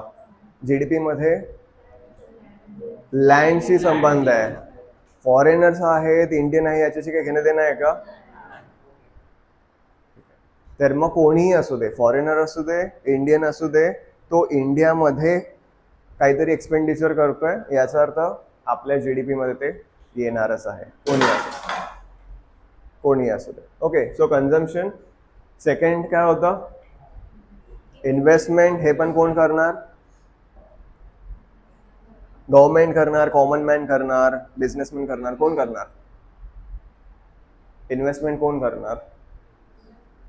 बिझनेसमॅन करू शकतो, कॉमन मॅन करू शकतो, कोणी करू शकतो. G for government expenditure. हे कंपल्सरी गव्हर्नमेंटच करणार.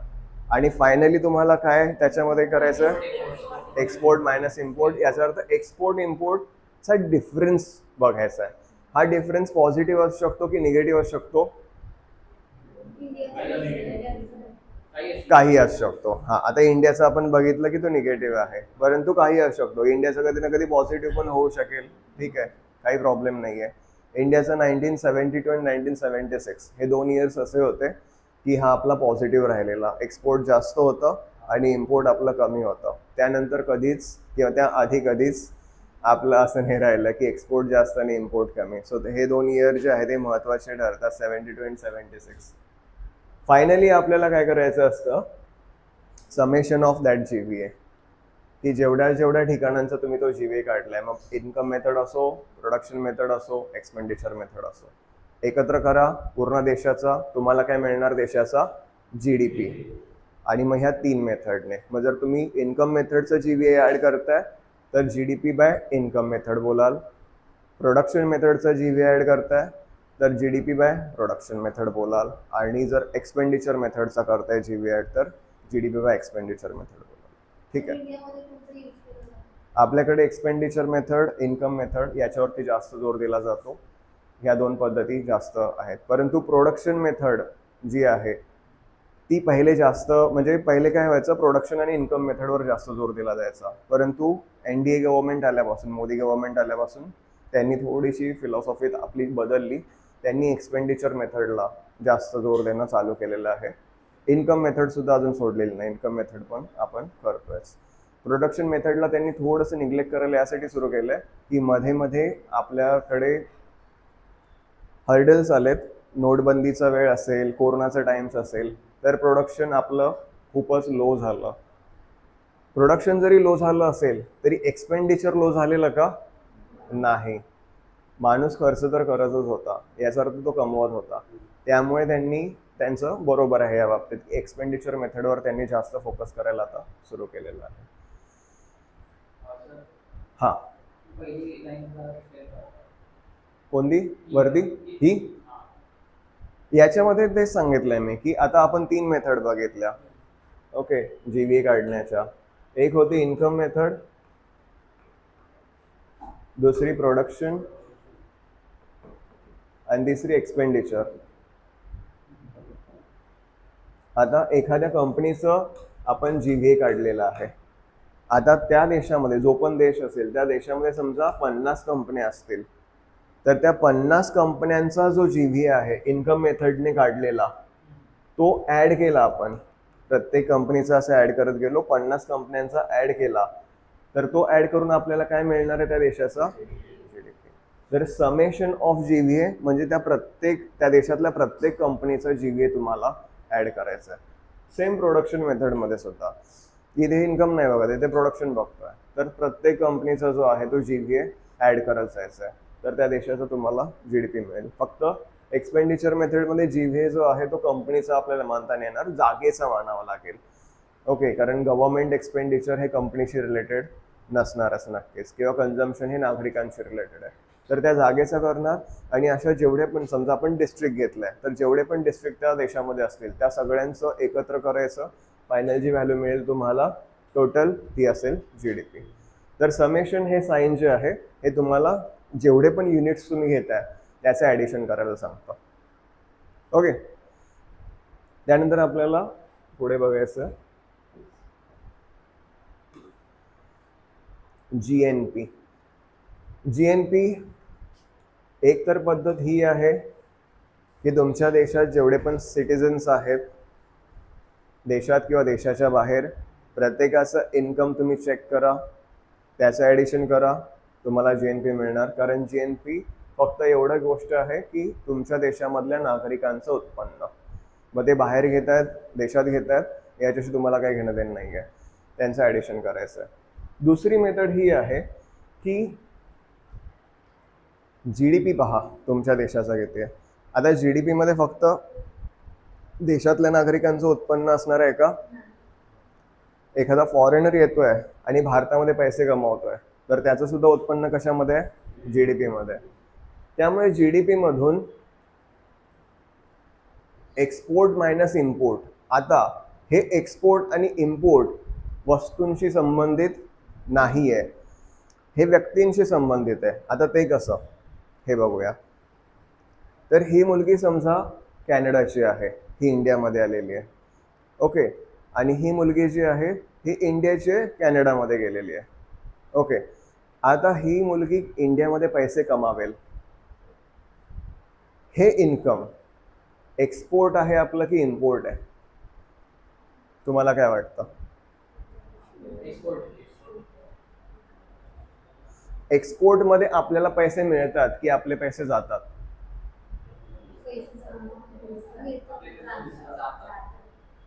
एक्सपोर्ट म्हणजे काय? हा समजा पेन आहे, हा पेन मी दुसऱ्या देशाला विकतोय. ओके, तर जेव्हा सुद्धा एखादी गोष्ट दुसऱ्याला आपण विकतो आणि त्याच्याकडून पैसे मिळतात, ओके, आपल्या देशाला जेव्हा पैसे मिळतात तेव्हा आपण बोलतो आपण निर्यात केली आहे. ओके, एखादी गोष्ट आपण दुसऱ्याला दिली आणि त्याच्याकडून पैसे घेतले, तर एक्सपोर्टमध्ये आपल्याला पैसे मिळतात की जातात हे लक्षात ठेवा. जेव्हा पण आपण एक्सपोर्ट करतो आपल्याला पैसे मिळतात, आणि जेव्हा आपण इम्पोर्ट करतो तेव्हा वस्तू विकत घेतो आपले पैसे.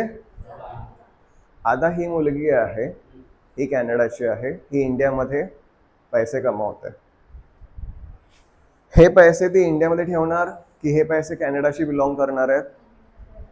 कॅनडाशी बिलॉंग करणार आहेत. काही करून किती तुम्ही विचार केला तरी पैसे तुम्हाला मिळालेत की गेलेत? तुमचे पैसे गेलेत. म्हणजे हिच्या जागी ही जर आली नसती तर एखाद्या इंडियनला तिच्या जागी जॉब लागला असता, ते पैसे आपल्याकडे राहिले असते. तिच्यामुळे आपल्या देशातला पैसा बाहेर गेला. मग तिने इथे काम करणं हे एक्सपोर्ट आहे की इम्पोर्ट आहे? इम्पोर्ट. नीट लक्षात घ्या. पहिले वस्तूंची आपण सिंपल समजू शकतो. एखादी वस्तू मी पाकिस्तानला विकली, पाकिस्तानकडून मी पैसे घेतोय. ओके, मी एक्सपोर्ट केला तर मला पैसे मिळाले. आणि जर एखादी वस्तू मी पाकिस्तानकडून विकत घेतली आहे, जसं ओनियन्स मोठ्या प्रमाणात आपण पाकिस्तानकडून विकत घेतो आणि पैसे त्यांना देतो, जेव्हा आपण इम्पोर्ट करतो तेव्हा आपले पैसे जातात. आता ही मुलगी जर दुसऱ्या देशाची आहे आणि इथे ती कमावते, हिच्यामुळे आपल्या देशाचे पैसे जात आहेत, तर याचा अर्थ ती इथे काम करते, याला आपण काय बोलणार? आणि समजा ही मुलगी दुसऱ्या देशात मध्ये काम करते आणि ती पैसे आपल्याला मिळवून देते, म्हणजे आपले व्यक्ती दुसऱ्या देशात काम करणं याला आपण काय बोलू? आणि दुसऱ्या देशातले व्यक्ती आपल्याकडे काम करणं. सिंपल. ठीक आहे. So export and import is not only related with goods, it is also related with individuals. व्यक्तींशी सुद्धा संबंधित आहे. जर दुसऱ्या देशाच्या व्यक्ती आपण इकडे काम करायला बोलवतोय, याचा अर्थ आपण इम्पोर्टच करतोय, वस्तूंना नाही व्यक्तींना, आणि आपले पैसे बाहेर जात आहेत. आणि जर आपले वस्तू ठीक आहे जात आहेत आणि आपण पैसे कमवतोय, सोबत आपले व्यक्ती सुद्धा बाहेर जात आहेत, नागरिक बाहेर जात आहेत आणि ते पैसे कमावत आहेत, तर याचा अर्थ आपण एक्सपोर्टच करतोय, आपण पैसे कमावतोय. मग इकडे ही टर्म लक्षात घ्यायची GNP काढण्यासाठी की एक्सपोर्ट म्हणजे कोणाचे नागरिक आहेत? आता इथे आपण एक्सपोर्ट करतोय म्हणजे कोणाचे नागरिक आहेत? आपले आहेत. तर आपले नागरिक बाहेर जाऊन काम करतात, मग त्यांनी समजा 1000 रुपये कमावले, आणि M फॉर इम्पोर्ट म्हणजे कोणाचे नागरिक आहेत? बाहेरच्या देशातले, आणि ते समजा इकडे 500 रुपये कमावतात, तर टोटल आलं 500 रुपये. तर GDP आपला जेवढा पण आहे, मग GDP मध्ये कारण की बाहेरच्या देशाच्या नागरिकांचं पण असेल, आपल्या नागरिकांचं पण असेल, तर जे पण आहे, मेन काय झालं की याच्यामध्ये हा जो फॅक्टर आहे की बाहेरच्या देशातल्या नागरिकांनी येऊन इकडे जमवलेले पैसे आहेत ते तुम्ही वजा करून टाकले. परत एकदा सांगतो, सिंपल. GDP 2 जण कमावणार आहेत, एक इंडियन एक फॉरेनर, आपल्या जमिनीवर दोघे पण कमावणार आहेत. आता इंडियनने GDP मध्ये कमवलेले आहेत, GNP नुसार इंडियन बाहेर जाऊन सुद्धा कमावणार आहेत, ते आपल्याला ऍड करायचे की नाहीये? ऍड करायचे आहे. तर हा समजा I प्लस ई म्हणजे कोण? इंडियन, जो बाहेर जाऊन कमावतोय, मग तो आपण इथे एक्सपोर्ट म्हणजे ठीक आहे, तुम्ही एक्स बोला किंवा असं आपण लिहूया. ठीक आहे. तर हे आपण टोटल केली की जो भारतीय आहे ज्याने GDP मध्ये कॉन्ट्रीब्युशन दिलंय, प्लस जो बाहेर गेलेला आहे आणि त्याने कमावलंय, तर हे सगळं भारतीयांचं जे आहे ते इन्कम टोटल झालं. परंतु GDP मध्ये अजून कोण आहेत? फॉरेनर, जे इकडे येऊन कमावत आहेत. आता आपल्याला त्यांना वजा करावं लागेल, तरच आपल्याला GNP मिळणार आहे. म्हणून आपण मायनस काय केलं? इम्पोर्ट. परंतु ते इम्पोर्ट जे आहे ते वस्तूंचं नाहीये, ते व्यक्तींचं इम्पोर्ट आहे. समजलं आता? ठीक आहे.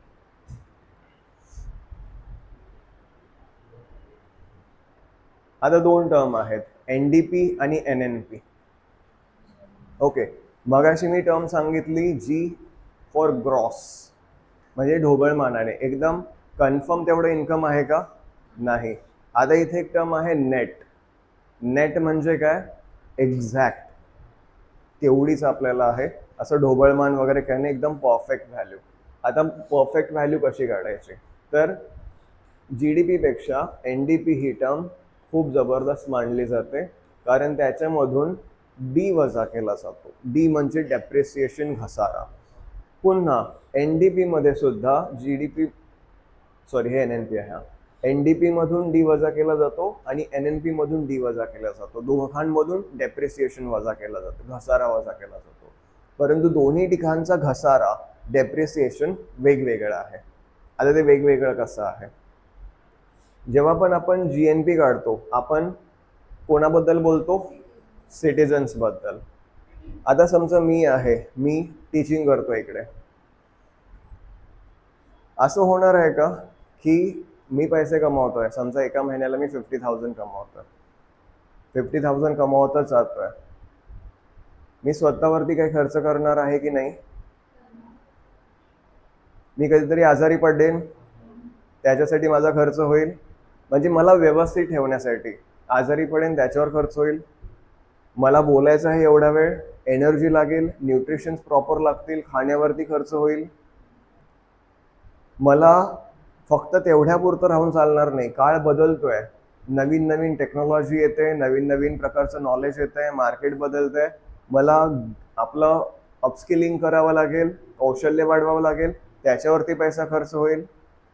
तर व्यक्तीला व्यवस्थित मार्केटमध्ये राहण्यासाठी जो पण या प्रकारचा पैसा खर्च होतो त्याला आपण बोलतो डेप्रिसिएशन. जेव्हा आपण एन एन पी काढतो तेव्हा. ओके, मग जी एन पी तुम्ही सगळेचे सिटिझन्स आहात, तुमच्या सगळ्यांचं एकत्रित उत्पन्न. परंतु तुम्ही सिटिझन्स, तुम्ही जे उत्पन्न मिळवलंय ते सगळं उत्पन्न फक्त ऍड करून चालणार नाही, कारण ते मिळवण्यासाठी तुम्ही काहीतरी खर्च सुद्धा केलाय, स्वतःवर पण खर्च केलाय. तेव्हा तुम्ही त्या पात्रतेचे झाले आहात की तुम्ही ते उत्पन्न मिळवताय. मग हा खर्च तुम्हाला वजा करावाच लागेल. मग जसं मी म्हणालो, तो खर्च काही असू शकतो, तुमच्या आजारावर असू शकतो, अपस्किलिंगसाठी असू शकतो, न्यूट्रिशनसाठी असतो, कशासाठी सुद्धा असू शकतो. मग आता तुम्ही मला सांगा, एन डी पीमध्ये हे जे डेप्रिसिएशन आहे, घसारा जो आहे, हा कोणता खर्च वजा करायचा असेल? इथे तर नागरिक नाहीये, मग काय आहे? कोणावर? ओके ओके, पण इन्फ्रास्ट्रक्चर मध्ये तर कन्स्ट्रक्शन झालं, ते नवीनच काहीतरी प्रोड्यूस केलंय. मग डेप्रिसिएशन याच्यामध्ये काय आहे? इंडिव्हिज्युअलचं मग एन एन पी मध्ये झालं. मग रिकरिंग कॉस्ट कशा प्रकारची? Very good. सिम्पल. जेव्हा मी एखादी मशीन घेतोय, आता समजा हा लॅपटॉप आहे सरांकडे, हा लॅपटॉप एखाद दुसरं वर्ष व्यवस्थित चालेल, त्यानंतर हा व्यवस्थित चालणार आहे का? तुम्हाला सॉफ्टवेअर चेंज करावं लागेल, अँटीव्हायरस टाकावं लागेल, रॅम चेंज करावं लागेल, काहीतरी तुम्हाला करावंच लागेल. तर ती मशीन आहे, तिचं रिपेअरिंग, तिचं मेंटेनन्स हे असणार आहे की नाही? नक्कीच असणार आहे. आता हिचं काय ऑइलिंगचं वगैरे काही प्रश्न नाही, पण इंडस्ट्रीजमध्ये, फॅक्टरीजमध्ये मोठमोठ्या ज्या मशीन्स असतात त्यांचं ऑइलिंग करावं लागतं, काहींचे बेल्ट्स असतात ते चेंज करायचे असतात, असं कोणत्याही प्रकारचा खर्च निघतो. तर हा मशीन्सवर, लँडवर केलेला खर्च, म्हणजे ती फॅक्टरी आहे त्याच्या आजूबाजूची जी लँड आहे, केमिकल्स तुम्ही जर समजा प्रोड्यूस करताय तर त्याला डिकम्पोज करणं पण तुमची जबाबदारी असते. तर हा सगळा जो खर्च आहे तो आपण बोलतो याचं डेप्रिसिएशन. म्हणजे एखाद्या कंपनीने समजा 1,000 रुपयाचं उत्पादन घेतलंय, पण त्या 1,000 रुपयामधून 200 रुपये ते मेंटेनन्ससाठी घालवत आहे. मग ते मेंटेनन्स मशीनचं असेल, तिच्या आजूबाजूच्या रोड्सचं असेल, त्या जागेचं असेल, वायरिंग वगैरे. समजा आता ह्या सगळ्या चांगल्या आहेत, नवीन आहेत, पण ह्या कायम नवीन राहणार आहेत का? 1-2 वर्षांनी त्यांना हे सगळं व्यवस्थित पुन्हा करावंच लागणार आहे. महत्वाची जागा आहे ही, असं काहीतरी गडबड करून चालणार नाहीये. सो हे बोलतो आपण मेंटेनन्स. ही मेंटेनन्स कॉस्ट तुम्हाला वजा करावी लागते, तेव्हा तुम्हाला ऍक्च्युअल इन्कम जे आहे ते मिळतं. ओके, सो जी डी पीपेक्षा एन डी पी ही खूप चांगली कॉस्ट आहे फॅक्च्युअल कॉस्ट आहे, खरी कॉस्ट आहे, परंतु तरी सुद्धा कोणताही देश त्याचा GDPच दाखवतो, NDP नाही दाखवत. का?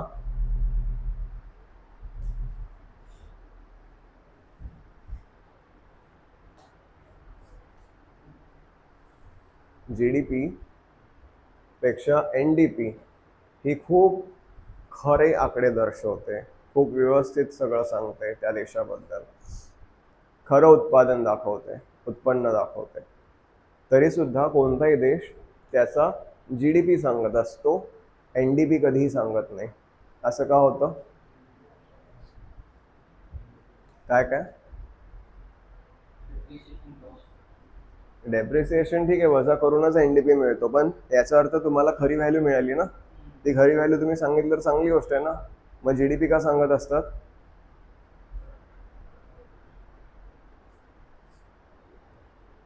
कारण कोणत्याही देशाला हे दाखवायचं नसतं की मी कमी कमावतोय.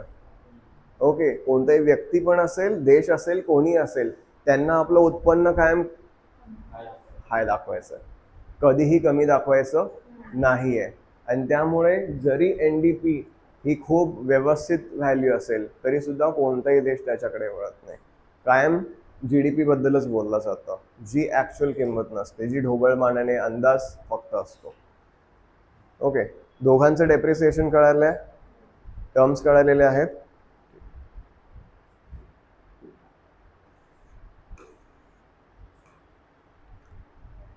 आता इकडे एक महत्वाचं आहे, GDP काढताना दोन प्रकारे काढला जातो, एक आहे नॉमिनल आणि एक आहे रिअल.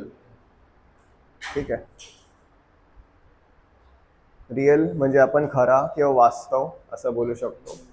हा, आणि नॉमिनल जो आहे तो चालू वर्षाचा. आता याच्यामध्ये फरक काय आहे? तर समजा एखादं वर्ष आहे, 2026च आपण मानू, या 2026 या वर्षामध्ये पेनचं प्रोडक्शन होत आहे. आज एखाद्या पेनची किंमत जी आहे ती आपण कन्सिडर करूया की 10 रुपये आहे. नॉमिनल GDP मध्ये काय करतात की त्या देशामध्ये किती प्रोडक्शन झालं, आपण कन्सिडर करूया इंडिया आहे, इंडियामध्ये बाकी कोणत्याच वस्तूचं प्रोडक्शन होत नाही, फक्त एकच वस्तू प्रोड्यूस होते. काय होते? पेन. तर समजा 10 पेनचं प्रोडक्शन झालं इंडियामध्ये 2026ला, आणि एका पेनची प्राइस किती आहे? तर टोटल किती रुपीज झालं? हा त्या देशाचा झाला, म्हणजे इंडियाचा झाला नॉमिनल GDP. प्रोडक्शन कोणत्या वर्षीचं आहे? व्हॅल्यू कोणत्या वर्षीची आहे? दोन्ही चालू वर्षाचे. आता तुम्हाला बघायचं आहे रिअल GDP. पुन्हा समजा आपण कन्सिडर करूया 2026 हेच वर्ष आहे, पेनच प्रोड्यूस होतोय, 10च पेन प्रोड्यूस होत आहेत. ठीक आहे, जे पण आपण मगाशी बघितलेलं, परंतु व्हॅल्यू जी आहे ती 2026 ने मानले जाणार. ओके, आता त्यांनी चेंज केलं, पहिले 2011 होतं आधारभूत वर्ष, आता 2023 एक बेस इयर ठरवतात. बेस इयर असं ठरवतात की ज्या वर्षी खूप जास्त आर्थिक उलाढाल नाही झालेली, नॉर्मल सगळं चाललंय. फॉर एक्झाम्पल की 2016ला नोटबंदी झाली, अचानक मार्केट कोलॅप्स झालं, असं वर्ष नको. कोरोना आला, अचानक सगळं कोलॅप्स झालं, असं वर्ष नको. किंवा कधी कधी असं पण होऊ शकतं की खूप जास्त मार्केटमध्ये डिमांड निर्माण झाली आणि अचानक इकॉनॉमी खूप जास्त हाय झाली, असंही वर्ष नको. आपल्याला एखादं नॉर्मल स्टेबल सगळं चाललेलं असं वर्ष पाहिजे. तर 2023 त्या प्रकारचं वर्ष होतं. 2023ला आपण कन्सिडर करूया की एका पेनची किंमत 6 रुपये होती. ओके, 6 रुपये होती. आता 10 पेन प्रोड्यूस झाले, एक पेन 6 रुपयाला आहे, टोटल कॉस्ट किती झाली? 60 रुपीज. समजा 2027 आला. ओके, 2027ला समजा 8 पेन तयार झाले, 8 पेन तयार झाले. 2027ला त्या पेनची व्हॅल्यू 12 रुपये झाली, एका पेनची व्हॅल्यू 12 रुपये झाली. तर नॉमिनल GDP किती निघेल? 8 पेन आहेत आणि एका पेनची व्हॅल्यू 12 रुपये आहे, किती निघेल? 96. आणि रिअल जीडीपी किती निघेल?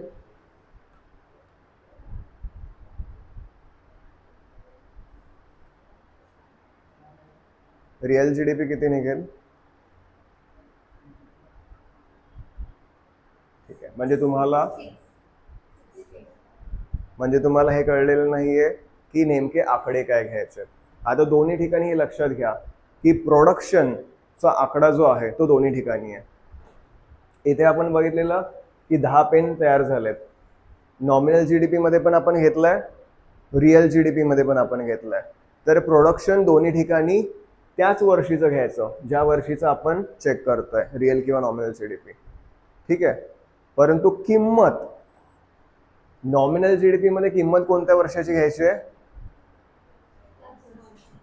हे लक्षात ठेवा. कोणत्या वर्षाची घ्यायची आहे? त्याच वर्षाची घ्यायची. 2026चं आपण प्रोडक्शन बघतोय तर किंमत पण कोणत्या वर्षाची बघणार? 2026. आणि मग त्यांचं कॅल्क्युलेशन होणार.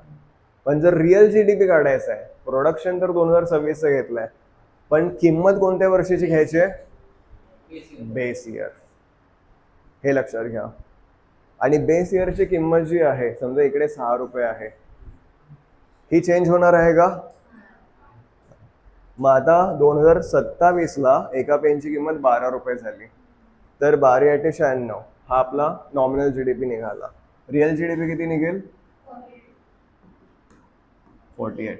कारण एका पेनची किंमत 6 रुपयाचं आहे, ती आपल्याला चेंज नाही करायची. आता मला सांगा, आता हे कळलं तुम्हाला? तू सांग, नॉमिनल जीडीपी मध्ये मग प्रोडक्शन कोणत्या वर्षीचं घेतात? विसरला. प्रोडक्शन कोणत्या वर्षीचं घेतात? ह्या चालू वर्ष बोलायचं, चालू वर्षाचं. सांग मला, प्रोडक्शन कोणत्या वर्षीचं घेतात? आणि रिअल जीडीपी मध्ये प्रोडक्शन कोणत्या वर्षीचं घेतात?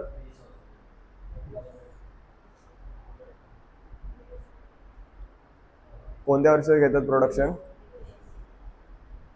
परफेक्टली लक्षात ठेवा, प्रोडक्शन कायम कोणताही वाला जीडीपी असो चालू वर्षीचंच पाहणार. राहिले लक्षात? जर मी बोललो प्रोडक्शन कोणत्या वर्षीचं घेणार तर कुठलं बोलायचं? चालू वर्ष. रिअल जीडीपी मध्ये, नॉमिनल जीडीपी मध्ये प्रोडक्शन ऑलवेज करंट इयर, चालू वर्ष. आता किंमत नॉमिनल जीडीपी मध्ये किंमत कोणत्या वर्षीची बघणार? Current year. आणि रिअल जीडीपी मध्ये हा फरक आहे. फक्त किंमत बदलते, प्रोडक्शनचं बदलतंय का? नाही. तर किंमत नॉमिनल मध्ये चालू वर्षीची बघणार आणि रिअल जीडीपी मध्ये बेस इयरची बघणार. ठीक आहे. आता पुढे की मग हे वेगवेगळं का काढलं जातं? नॉमिनल जीडीपी का काढतात आणि रिअल जीडीपी का काढतात? Inflation check. कोणता वाला काढतात इन्फ्लेशन चेक, की दोन्ही काढतात इन्फ्लेशन चेक करायलाच? चेक करायला कोणता वाला काढतात? Nominal, real? माहित नाही. अच्छा, त्याच्यावरून कळतं की इन्फ्लेशन किती आहे. पण हे बरोबर आहे की कोणता तरी एक जीडीपी जो आहे तो इन्फ्लेशन, महागाई किती वाढली आहे हे चेक करण्यासाठी काढतात. आणि दुसरा जो जीडीपी आहे तो हे चेक करण्यासाठी काढतात की प्रोडक्शन किती वाढलंय. 2 जीडीपी आहेत आपल्याकडे आणि दोघांचे कॉजेस वेगळे आहेत, हे लक्षात घ्या. तर जो रिअल जीडीपी आहे तो काढतो आपण हे पाहण्यासाठी की प्रोडक्शन किती वाढलंय. कारण किंमत बदलणार आहे का? नाही बदलणार आहे. त्यामुळे प्रोडक्शन किती वाढले किंवा कमी झालंय हे कळणार आहे की नाही? ऑब्विसली कळणार आहे. आता जसं आपण बघितलेलं मगाशी की 6 रुपये किंमत आहे, बेस इयर मध्ये ठरवली आहे. जर प्रोडक्शन पहिले 10 पेन होते तर 60 होतं, मग 8 झाले, 48 झालं. जर कमी झालं याचा अर्थ प्रोडक्शन वाढले की कमी झालंय? कमी झालंय. नंतर समजा 20 झाले, 120 वाढलं, तर किंमत कमी झाली तर समजायचं प्रोडक्शन कमी झालं, किंमत वाढली तर समजायचं प्रोडक्शन वाढलं. रिअल जीडीपी आपल्याला प्रोडक्शन बद्दल सांगतो. आता इकडे इन्फ्लेशन बद्दल आहे. नॉमिनल जीडीपी जो आहे तो इन्फ्लेशन बद्दल सांगतोय. आता याच्यामध्ये किंमत सुद्धा करंट इयरची घ्यायची आहे आणि प्रोडक्शन सुद्धा करंट इयरचं घ्यायचं आहे. पहिले 10 होते, त्यानंतर 8 झाले. तर जर पहिले 10च किंमत होती तर 100 रुपये होतं. नंतर समजा आपण किती घेतलेले किंमत, समजा 12 घेऊया, तर समजा इथे 96 झाली आहे, परंतु नंतरच्या इयरमध्ये समजा आपण असं कन्सिडर करूया की 6च पेन आहे पण 100 रुपये किंमत झाली आहे, तर 600. आता इकडे आपल्याला असं वाटेल 96 वरून 600 वर गेलंय, प्रगती झाली आहे, पण प्रोडक्शनमध्ये प्रगती झाली आहे का? नाही. तर आपल्याला किंमत किती वाढली आहे, कमी झाली आहे, हे नॉमिनल जीडीपी नक्कीच सांगतो. त्यामुळे महागाई कमी झाली, इकडे इकडे वाढली आहे, हे नॉमिनल जीडीपी नक्कीच सांगेल. पण प्रोडक्शन बद्दल एक्झॅक्ट फिगर नॉमिनल जीडीपी देऊ शकतो का? कधीच नाही देऊ शकत. कधीतरी असं पण होऊ शकतं की एकच पेन 1000 रुपयालाचा झाला, किंमत तर भरपूर वाढली आहे, आपल्याला हाय व्हॅल्यू मिळाली, परंतु प्रोडक्शन झालंय का? नाही झालेलं. पण रिअल जीडीपी तुम्हाला ते सांगेल. जर तुमचा एकच पेन तयार झालाय, 6 रुपयाचा आहे, इथे फक्त इकडे जरी 1000 रुपये दाखवली तरी इकडे काय दाखवणार आहे? 6च दाखवणार आहे. मग तुम्हाला सांगेल की अरे खूप कोसळलाय. मग आता मला सांगा की इम्पॉर्टंट जीडीपी कोणता वाला आहे, रिअल जीडीपी की नॉमिनल जीडीपी? इम्पॉर्टंट कोणता आहे काढणं? महत्वाचं काय आहे, कोणता? का रिअल इम्पॉर्टंट आहे? कारण की तो प्रोडक्शन करतो. किंमत नॉमिनल जीडीपी सांगतो, प्रोडक्शन रिअल जीडीपी सांगतो. कधीही लक्षात ठेवा, मार्केटमध्ये प्राइजेसला व्हॅल्यू नसते. मार्केटमध्ये इम्पॉर्टंट आहे प्रोडक्शन. तुमचं उत्पादन जर जास्त आहे याचा अर्थ मार्केटमध्ये वस्तूंची मागणी जास्त आहे, याचा अर्थ लोकांकडे पैसा. आपल्याला ते महत्वाचं आहे गव्हर्नमेंटला की लोकांकडे पैसा आहे की नाही. त्यांना हे फरक पडत नाही की किती झालं इन्फ्लेशन, कारण ते हळूहळू वाढतच असतं. आज तुम्हाला जे चॉकलेट 100 रुपयाला मिळतं ते चॉकलेट 10 वर्षांपूर्वी समजा 50 रुपयाचं असेल, अजून 10 वर्षांनी ते चॉकलेट 200 रुपयाला होणार आहे. त्याच्याशी गव्हर्नमेंटला काहीही घेणं देणं नाहीये. ते चॉकलेट्स तयार किती होत आहेत गव्हर्नमेंटला त्याच्याशी घेणं देणं आहे, की त्यांचं प्रोडक्शन वाढते की कमी होत आहे. जर प्रोडक्शन वाढते याचा अर्थ डिमांड जास्त आहे, लोकांकडे पैसा आहे. मग किंमत कितीही वाढू दे ना, जर लोकांकडे पैसा आहे लोक 1000 रुपयाचा पेन पण घेतील, आणि लोकांकडे पैसा नाहीये तर 6 रुपयाचा पेन पण त्यांना मुश्किल होऊन जाईल.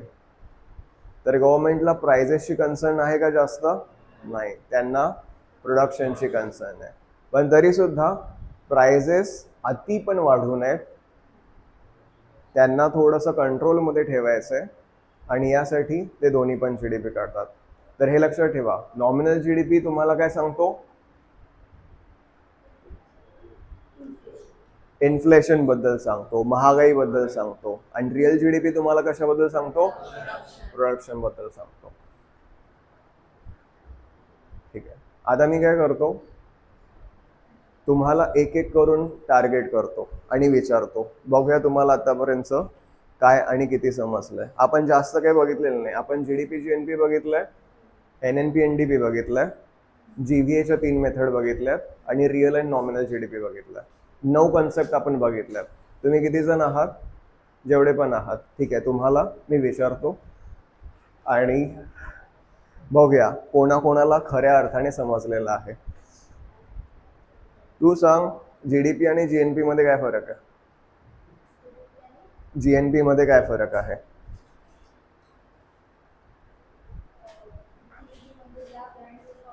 आणि कोणी आता वाचू नका, सगळे बंद करा. ओके, काही बघायचं नाहीये, ज्याला येईल त्याला येईल. हा बोल.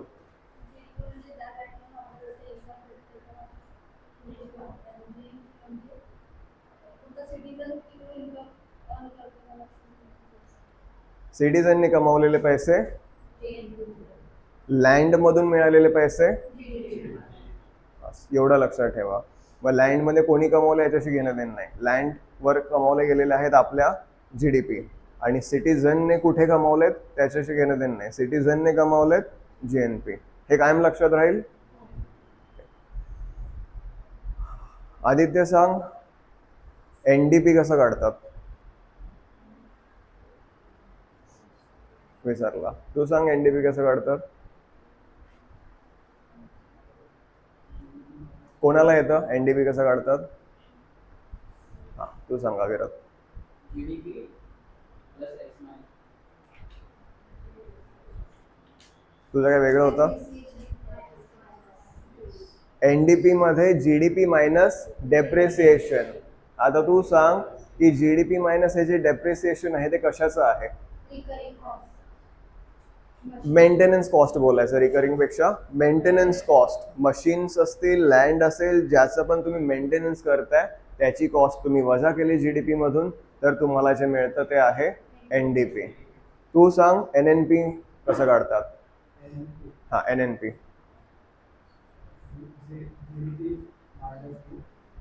GNP minus D. मग याच्यामध्ये जो D आहे तो कशाबद्दल आहे?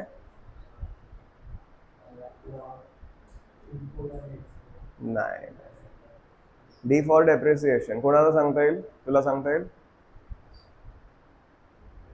तू सांगितलं. हा, तू सांग. हे पण कंट्रीमध्ये इंक्रीज होतं तिथं खर्च असतो. कोणत्या प्रकारचा? म्हणजे काही याचा पर्सनल खर्च असतात, मेडिसिन किंवा हेल्थकेअर. ठीक आहे.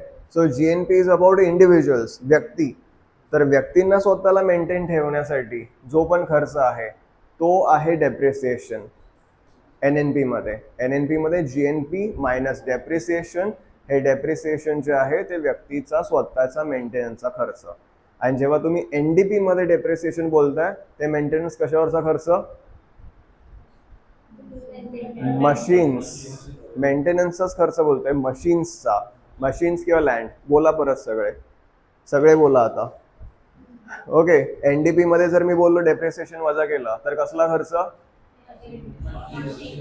मशीन्स, लँड्स वगैरे. आणि जर NNP मध्ये मी डेप्रिसिएशन वजा करतोय तर कसला खर्च? स्वतःचा अपस्किलिंग वरचा, मेडिसिन्स वरचा. GDP म्हणजे कुठलं इन्कम? टेरिटरीवरचा. आणि GNP म्हणजे कोणतं इन्कम? सिटीजन वाला. रिअल GDP मध्ये किंमत कशाची घेतात? अरे प्रोडक्टचीच घेणार, परंतु चालू वर्षाची की बेस इयरची? बेस इयरची. नॉमिनल GDP मध्ये किंमत कशाची घेणार? नॉमिनल GDP मध्ये प्रोडक्शन कोणतं घेणार? Current year. रिअल GDP मध्ये प्रोडक्शन कोणतं घेणार? चालूच वर्ष, करंट इयर. दोघांमध्ये करंट इयर आहे. Very good. GVA by income method कोण सांगणार? अजून कोण सांगू शकतं? त्याने एक आन्सर सांगून झालाय. हा, तू सांग. R for, W for, I for, P for. Rent कोणाला मिळणार? लँड ओनर्सना. इंटरेस्ट कोणाला मिळणार? प्रॉफिट कोणाला मिळणार? ओनर्सना बोलायचं. ओनर्स किंवा इन्व्हेस्टर, आपल्याला नाही. ओके, ओनर्स किंवा इन्व्हेस्टर्स. ओके. आणि काय राहिलं? R झालं, W झालं. वेजेस. वेजेस कोणाला मिळणार? एम्प्लॉईज. तर ह्या सगळ्यांचा इन्कम हा एका कंपनीचा GVA झाला. आता तुम्हाला इन्कम मेथडने GDP काढायचं आहे तर काय करावं लागेल? Very good. Summation of GVA. त्या देशातल्या सगळ्या कंपन्यांचं उत्पन्नाची टोटल ते झालं GDP त्या देशाचा बाय इन्कम मेथड. आता मला प्रोडक्शन मेथडचं कोण सांगेल?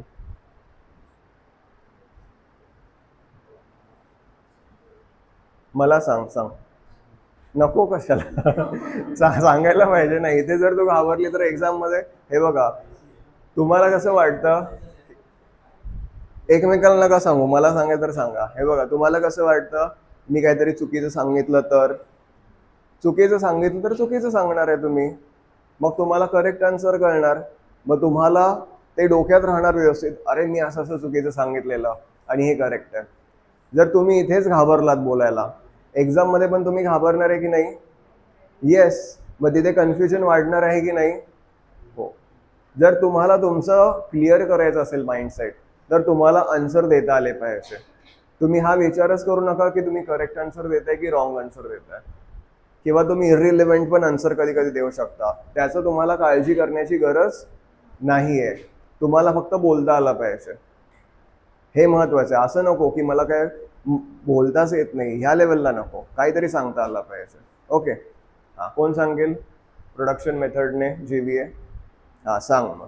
Very good. Goods plus services minus AC. बघितलं का काय? ठीक आहे. गुड्स प्लस सर्व्हिसेस म्हणजे गुड्सचं किती प्रोडक्शन होत आहे प्लस सर्व्हिसेसचं प्रोडक्शन किती होत आहे, मायनस IC काय आहे आता? इंटरमिडिएटरी कन्झम्पशन किंवा कॉस्ट बोलू शकतो आपण. तर ही इंटरमिडिएटरी कॉस्ट तूच सांग की का कमी करायची. जर ती कमी केलं नाही तर काय होईल? Repeated counting. डबल बोलण्यापेक्षा रिपीटेड काउंटिंग. त्याने आपला GDP कमी दिसेल की जास्त दिसेल? आणि हे चांगलं आहे का? आपल्याला एक्झॅक्ट जेवढा आहे तेवढा दिसायला पाहिजे.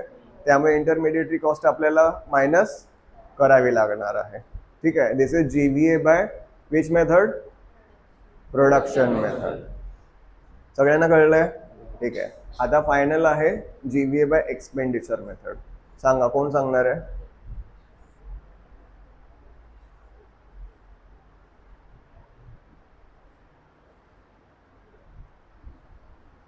कोणाला सांगता येईल GVA bye expenditure method? Expenditure म्हणजे खर्च. खर्च आपण काय काय बघितलेला? एक होता गव्हर्नमेंट एक्सपेंडिचर, अजून इन्व्हेस्टमेंट होतं. सो गव्हर्नमेंट एक्सपेंडिचरचं काय? G. इन्व्हेस्टमेंटचं काय? I. अजून काय होतं? C फॉर कोणाचं कन्झम्पशन? इंडिव्हिज्युअल्स नॉर्मल जे आहे. तर C plus I plus G हे महत्वाचं. मग हे सांगायला तुम्ही घाबरत का होते? गरज नव्हती ना घाबरायची. सांगायचं ना C plus I plus G plus X minus M. ठीक आहे. जर M जास्त असेल तर व्हॅल्यू पॉझिटिव्ह येईल की निगेटिव्ह येईल? निगेटिव्ह येईल. ओके, ठीक आहे. अजून काय बघितलेलं का? हा, GNPचा हा फॉर्म्युला बघितलेला, GDP plus X minus M. आता हा जो X आहे हा काय आहे?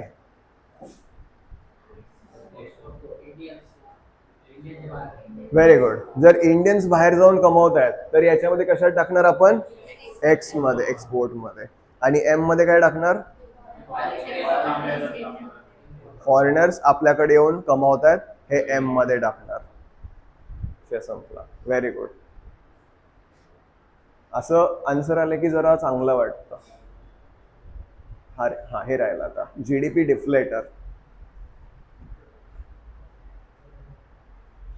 GDP डिफ्लेटर कसं काढतात? Nominal GDP upon real GDP. Okay, हा सिंपल फॉर्म्युला आहे. आता कन्सिडर करूया आपण की नॉमिनल GDP 200 आहे, रिअल GDP 100 आहे.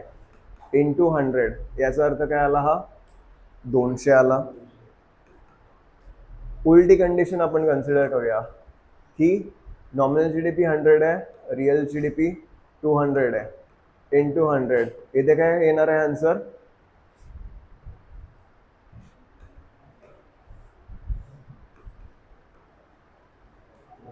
$50. ओके, समजा रिअल GDP पण 100 आहे, नॉमिनल GDP पण 100 आहे. इथे काय येणार आन्सर?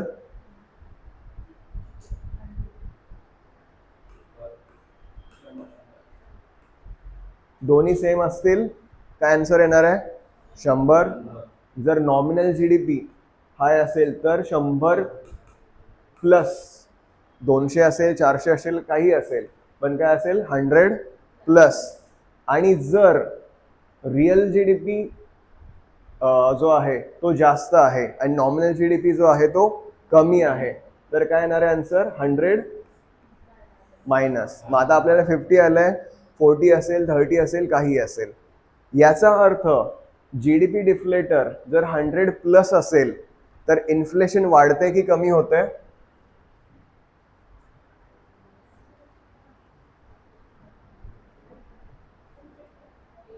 जर जीडीपी डिफ्लेटर 100+ असेल तर नॉमिनल जीडीपी, तुम्ही पहिले हे सांगा, जर जीडीपी डिफ्लेटर 100+ असेल तर नॉमिनल जीडीपी जास्त असणार की रिअल जीडीपी? नॉमिनल जीडीपी जास्त आहे याचा अर्थ प्राइजेस जास्त आहेत की कमी आहेत? प्राइजेस जास्त आहे याचा अर्थ महागाई जास्त आहे की कमी आहे? जास्त आहे. सिंपल. त्यामुळे 100+ जेव्हा जीडीपी डिफ्लेटर असतो त्याचा अर्थ इन्फ्लेशन जास्त. आता उलटी कंडिशन आहे की रिअल जीडीपी मोठा आहे आणि नॉमिनल जीडीपी छोटा आहे, याचा अर्थ प्राइजेस करंट इयर मध्ये बेस इयर पेक्षा, याचा अर्थ महागाई, इन्फ्लेशन. आणि दोन्ही एक्झॅक्ट सेम असेल तर 100 येणार, हे कधी नाही होत, काहीतरी कमी जास्त थोडंफार असतं. तर जीडीपी डिफ्लेटर हेच पाहण्यासाठी काढतात की नेमकं काय झालंय, महागाई वाढते की महागाई कमी झालेली आहे. तर नॉमिनल जीडीपी पण आपण बघितलं, सिम्पली याच्यासाठी काढतात, परंतु एक रेशिओ पण कळतो की रिअल जीडीपीच्या तुलनेत म्हणजे 100च्या तुलनेत नॉर्मली किती वरती गेलाय. 200-300 ठीक असतं, पण समजा 1000 पर्यंत तो गेला याचा अर्थ महागाई सामान्य आहे का अति महागाई आहे?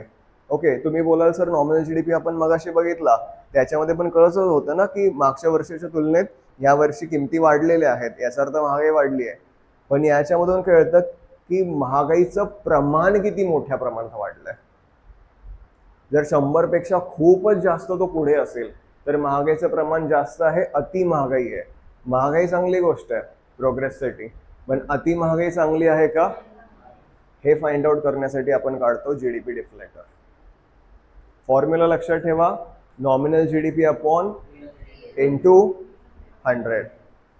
जर आन्सर 100 आलं तर याचा अर्थ काय,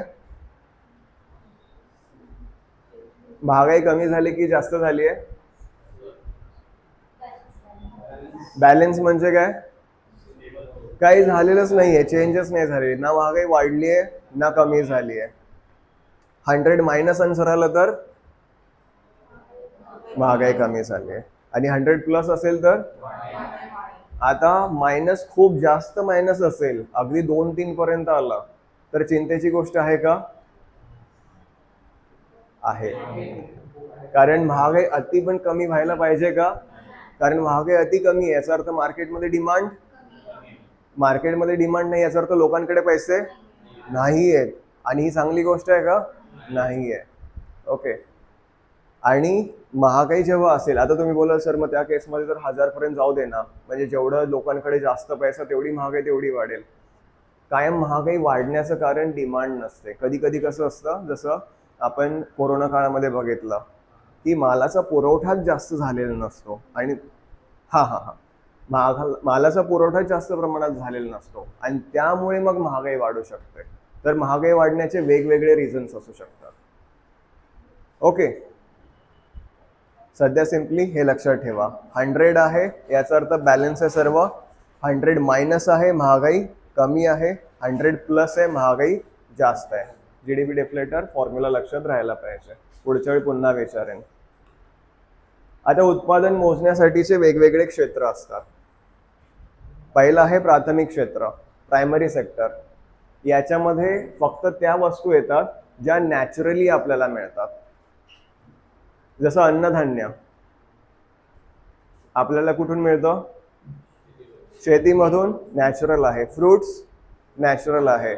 जे पण तुम्ही फिश खाणार, चिकन खाणार, हे सुद्धा नॅचरल कमोडिटीज आहेत, निसर्गापासून आपल्याला मिळालेलं आहे.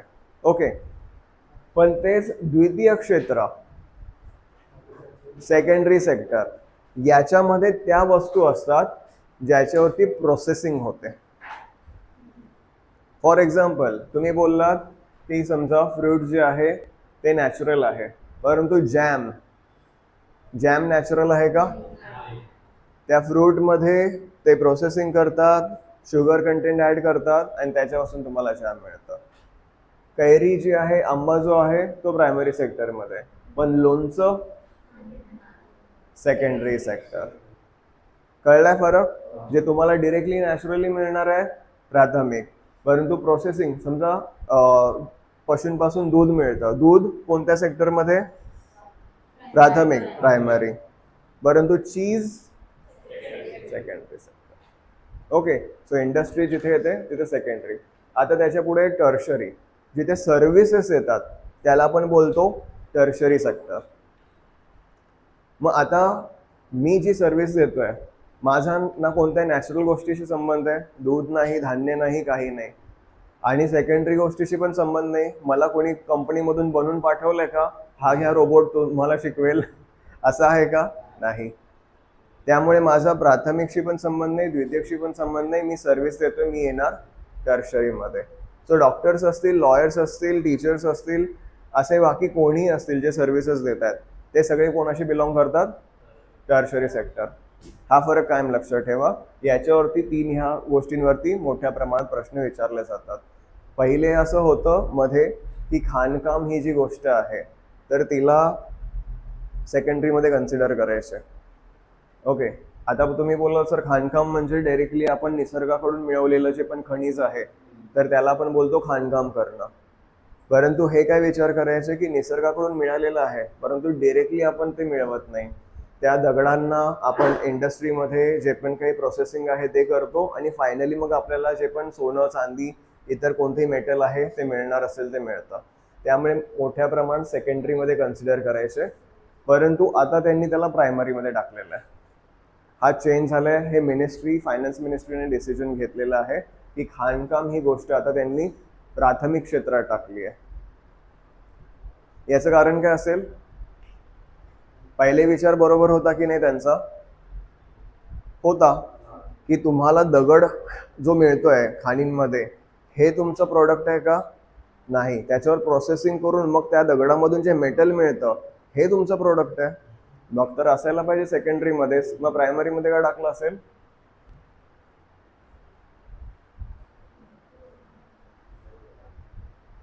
प्रायमरी सेक्टरच्या ज्या पण वस्तू आहेत ज्या निसर्गाकडून डिरेक्टली मिळतात, जे पण मिळवतात त्याच्यावरती कर कमी असतो.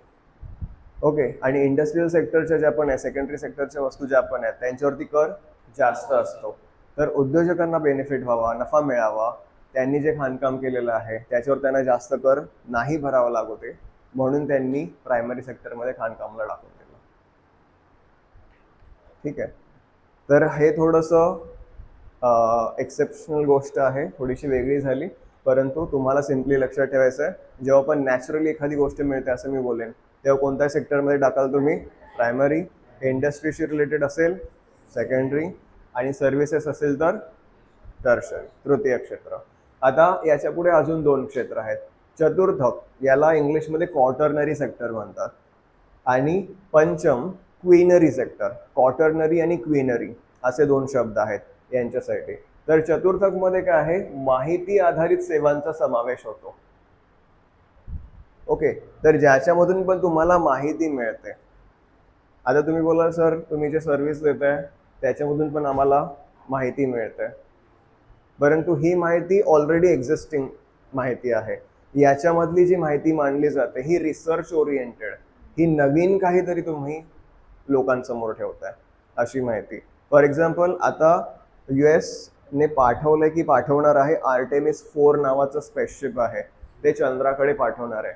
1972 नंतर पहिल्यांदा असं होत आहे की मानव चंद्राकडे जाणार आहे. आता हे काय चंद्रावर उतरणार नाही आहेत परंतु चंद्राच्या अवतीभोवती फिरून येणार आहेत. तर 1972 नंतर पहिल्यांदा असं होतंय. एक्झाममध्ये नक्की येणार आर्टेमिस 4 बद्दल नीट वाचून ठेवा. ओके, जे पण ह्या वर्षीसाठी प्रिपेअर करतायत ते. तर ते चंद्राच्या आजूबाजूला जाऊन फक्त पिकनिक करणार आहेत का? काहीतरी माहिती नवीन मिळवणार आहे आणि ती माहिती ते जगासमोर ठेवणार आहे. सो ती माहिती कोणत्या सेक्टरमध्ये असेल? 4th, चतुर्थ. आणि ॲक्च्युअली ते ॲस्ट्रॉनॉट आहेत. तर ॲस्ट्रॉनॉट ही त्यांची ड्युटी जी आहे, सर्व्हिस जी आहे ती कोणत्या सेक्टरमध्ये असेल? टर्शरी, तृतीय. सर तो ॲस्ट्रॉनॉट म्हणून काम करतोय, तो सर्व्हिस करतोय जी प्रत्येक जण करत असतो. खूप जण ॲस्ट्रॉनॉट आहेत, हे काही नवीन नाही आहे. ती सर्व्हिस झाली तृतीय मधली. परंतु त्या ॲस्ट्रॉनॉटने नवीन माहिती तुमच्या समोर ठेवली, जगासमोर ठेवले. ती माहिती काय कोणत्या क्षेत्रात आली? चतुर्थ क्षेत्रात. ओके.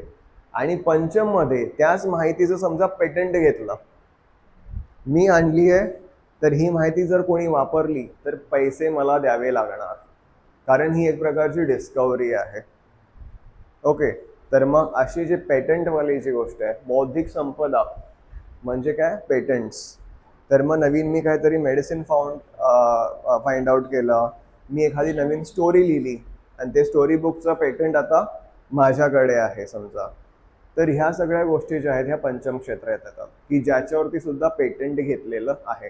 समजा मी नवीन काहीतरी बनवलं आणि पेटंट नाही घेतलं, नवीन माहिती ठेवली सगळ्यांसमोर पण त्याचा पेटंट नाही घेतलेला, तर ते फक्त चतुर्थ क्षेत्रामध्ये राहील, कारण नवीन माहिती तर आहे, पेटंट नाही आहे. आणि जर पेटंट घेतलं तर त्यालाच पंचम क्षेत्रामध्ये टाकलं जाईल, क्विनरी सेक्टरमध्ये टाकलं जाईल.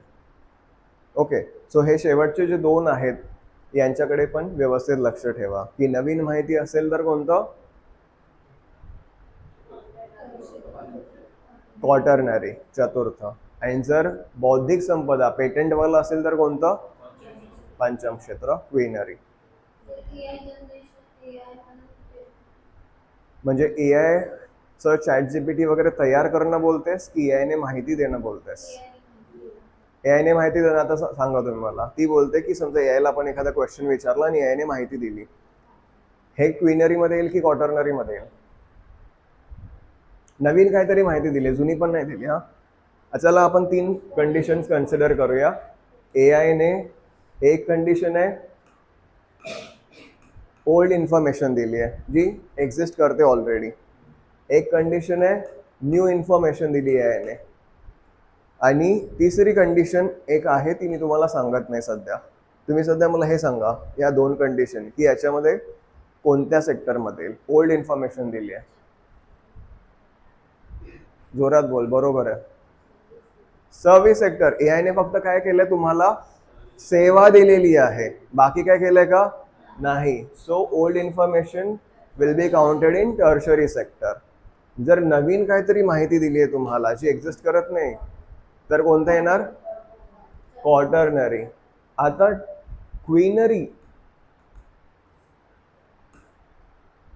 तीच इन्फॉर्मेशन देणं क्विनरी मध्ये कधी होईल?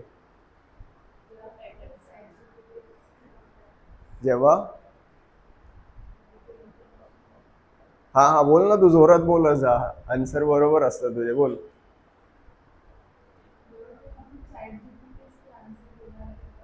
मग ChatGPT तर हे पण त्यांनीच दिलं ना, ChatGPTनेच दिलं. ChatGPTने ऑलरेडी एक्झिस्टिंग इन्फॉर्मेशन तुमच्यासमोर ठेवली आहे, सेवा दिली आहे. फक्त नवीन काहीतरी इन्फॉर्मेशन बनवून तुम्हाला दिलेली आहे, तर हे क्वाटर्नरी झालं. आता त्या ChatGPTने त्या इन्फॉर्मेशनचं जर पेटंट घेतलं तर ते होणार क्विनरी. आता तुम्ही बोलाल सर ChatGPT कशाला पेटंट घेईल? आज तुम्हाला वाटत नाही की हे या प्रकारचं गोष्ट काहीतरी करू शकतं, पण AI जर डेव्हलप झाला पुढे आणि AI ला कळलं की यार याला आन्सर देता देता मी काहीतरी जबरदस्त सांगून टाकलंय, इमिजिएटली ते आपल्याला कळणार पण आहे विदिन सेकंड, कारण ते कम्प्युटर प्रोग्राम आहे. त्याचं त्याला कळेल की येस ह्या गोष्टीचं मला रजिस्ट्रेशन करावं लागेल, मी पेटंट या गोष्टीचं घेऊन ठेवतो. आणि त्याने घेतलं म्हणजे त्यांच्या मालकाने घेऊन टाकलं या गोष्टीचं पेटंट. सो पेटंट घेतलं तरच ते काय होईल? क्विनरी होईल. कळलंय फरक? आता शेवटचं आपल्याला 3 गोष्टी बघायच्या आहेत. हा होऊन जाईल. 3 प्रकारच्या किमती आपल्याला बघायच्या आहेत. पहिली आहे घटक मूल्य किंमत, इंग्लिशमध्ये याला बोलतात फॅक्टर कॉस्ट. दुसरी आहे मूळ किंमत, याला आपण बोलतो बेसिक प्राइस. आणि तिसरी आहे बाजार किंमत, मार्केट प्राइस. ओके. आता फॅक्टर्स किंवा घटक एखाद्या गोष्टीचे एखाद्या कंपनीमध्ये काय असतात? तर समजा मला हा बेंच बनवायचा आहे, तर मला म्हणजे माझी कंपनी आहे बेंच बनवण्याची कंपनी, तर मला काय काय लागेल? काय लागणार? वूड. हा, वूड लागणार, अजून मशीन्स लागणार, अजून लेबर्स, व्हेरी गुड. पैसा कॅपिटल लागणार, पण ठीक आहे त्यानेच मी विकत घेणार आहे सगळं. अजून इलेक्ट्रिसिटी लागेल का, पाणी लागेल का, जागा लागेल का. तर हा ट्रान्सपोर्टसाठी समजा ट्रक वगैरे ठीक आहे, पण ते ठीक आहे, ती पुढची गोष्ट आहे.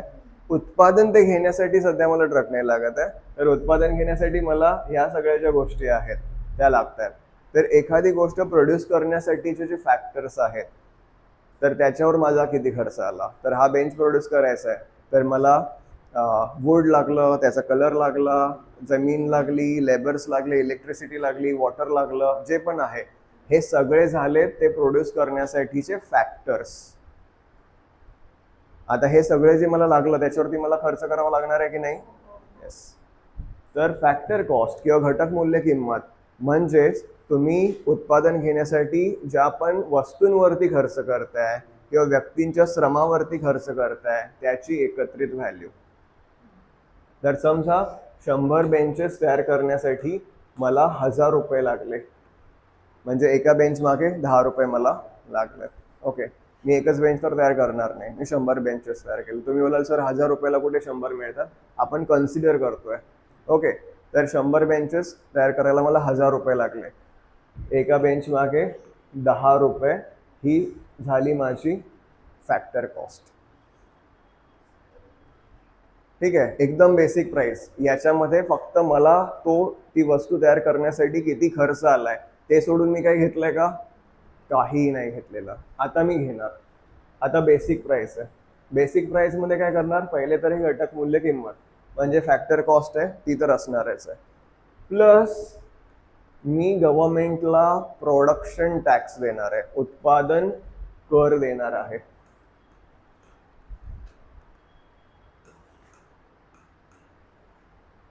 गव्हर्नमेंट कडून मला परमिशन मिळायला पाहिजे आणि गव्हर्नमेंट परमिशन मला कधी देईल, जेव्हा मी गव्हर्नमेंटला टॅक्स देईन. याच्यामुळे दोन गोष्टी होतील, गव्हर्नमेंटला पैसा पण मिळेल, त्यांचं इन्कम होईल. दुसरी गोष्ट, गव्हर्नमेंटची नजर राहील की आपल्या देशात काय काय उत्पादन घेतलं जातंय. ओके, त्यामुळे कोणत्याही गोष्टीला प्रोड्यूस करताना त्या व्यक्तीला, त्या ओनरला फॅक्टरीच्या प्रोडक्शन टॅक्स द्यावा लागतो. आता त्याच्यातून वजा काय होईल ही प्रत्येक वस्तूवर अवेलेबल नसते. खूप वेळा तुमचा जो फॉर्म्युला आहे, मूळ किंमत जी आहे इथे संपून जाते, कारण सबसिडी ह्या फक्त अशा गोष्टींना मिळतात ज्या पर्यावरणाच्या किंवा नागरिकांच्या जास्त फायद्याच्या असतात, जसं सोलार पॅनल्स असतील. त्यामुळे पर्यावरण LPG वर बंद केली ना आता पहिले होती, आता बंद केली सबसिडी. तर गोबर गॅसवर मिळते का, अच्छा. तर आपण सोलार पॅनल घेऊया, सोलार पॅनल वरती सबसिडी तुम्हाला मिळते. मग जी पण कंपनी सोलार पॅनल तयार करते, तर समजा प्रोडक्शन त्या वस्तूची किंमत 10 रुपये आहे,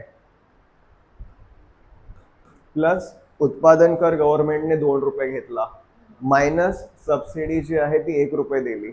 आता सबसिडी कारण की गव्हर्नमेंट पैसा देते त्यांना, म्हणून तो आपल्याला मायनस करायचा आहे, कारण ते काय इन्कम त्यांचं मिळालंय, त्यांना पैसे मिळाले, त्यांचे पैसे गेलेत का, नाही.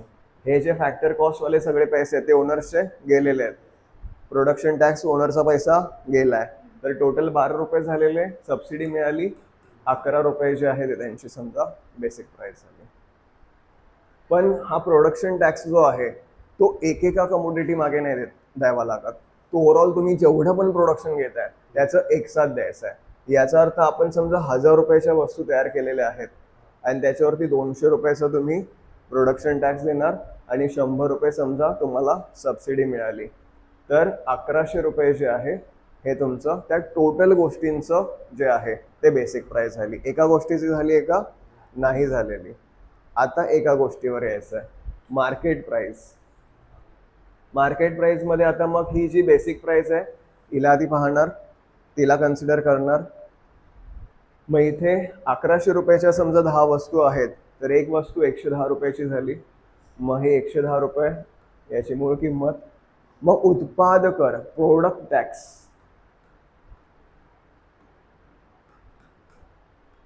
आणि प्रोडक्ट सबसिडी. तर प्रोडक्ट टॅक्स एकेका वस्तू मागे त्या कंपनीला टॅक्स द्यावा लागणार आहे, जेवढ्या पण त्याने तयार केल्या आहे. इथे समजा त्याने 10 तयार केलेले आहेत, तर एका वस्तू मागे समजा त्याने 1 रुपये द्यायचा आहे, तर 111 रुपये झाला. आणि याच्यामध्ये समजा सबसिडी सुद्धा 1 रुपये आहे, तर 1 - 1 वजा झाला, 110 रुपये किंमत राहिली. तुम्हाला सिंपल याच्यामध्ये जर सांगायचं झालं तर तुम्ही साबण जेव्हा घेता, सिंगल साबण घ्या आणि 4चं पॅकेट घ्या. कोणता वाला स्वस्त मिळतो? 4 वाला. 4 वाला स्वस्त का मिळतो? कारण जेव्हा एक एक साबण समजा 10,000 रुपयाचा आहे, तुम्ही वेगवेगळा घेणार, प्रत्येकामागे 1 रुपये टॅक्स लागणार आणि याची टोटल किंमत मग 44 होणार. हे 40 आणि 4 रुपये आहे. परंतु जेव्हा तुम्ही 4चं बंडल घेता तेव्हा ते समजा 40च रुपयाचं आहे, परंतु ती कमोडिटी वेगवेगळी आहे का? ते पॅकेट एकच मानलं जातं आणि त्याच्यावरती 1 रुपये टॅक्स लागला. टोटल 41 रुपये झालाय. जेव्हा पण तुम्ही डीमार्ट वगैरेला जाल तेव्हा तुम्हाला असे छोट्या छोट्या वस्तू मिळणार आहेत का? मोठमोठ्याच वस्तू तुम्हाला बंडलमध्येच घ्यावं लागतं आणि त्यामुळे ते तुम्हाला स्वस्त मिळतं. डीमार्टच्या वस्तू तुम्ही बोलता सर स्वस्त मिळतात किराणापेक्षा, ते यासाठी की त्यांचा जो प्रोडक्ट टॅक्स आहे, प्रोडक्शन टॅक्स तर त्यांना द्यावा लागणार, पण इकडे मार्केटमध्ये जो प्रोडक्ट टॅक्स आहे तो त्यांचा वाचलेला असतो. आणि याचं कारण ते होलसेलमध्ये विकतात. मोठमोठे पॅकेट्स विकतात, एकच कमोडिटी मानतात. 5च्या पॅकेटला, 10च्या पॅकेटला ते एकच कमोडिटी मानतात. जेवढी तुम्ही मोठी वस्तू घ्याल तेवढं तुम्ही टॅक्स कमी पे करत असता आणि तेवढा तुमचा पैसा जो आहे तो वाचत असतो. कळलाय फरक तिघांमधला?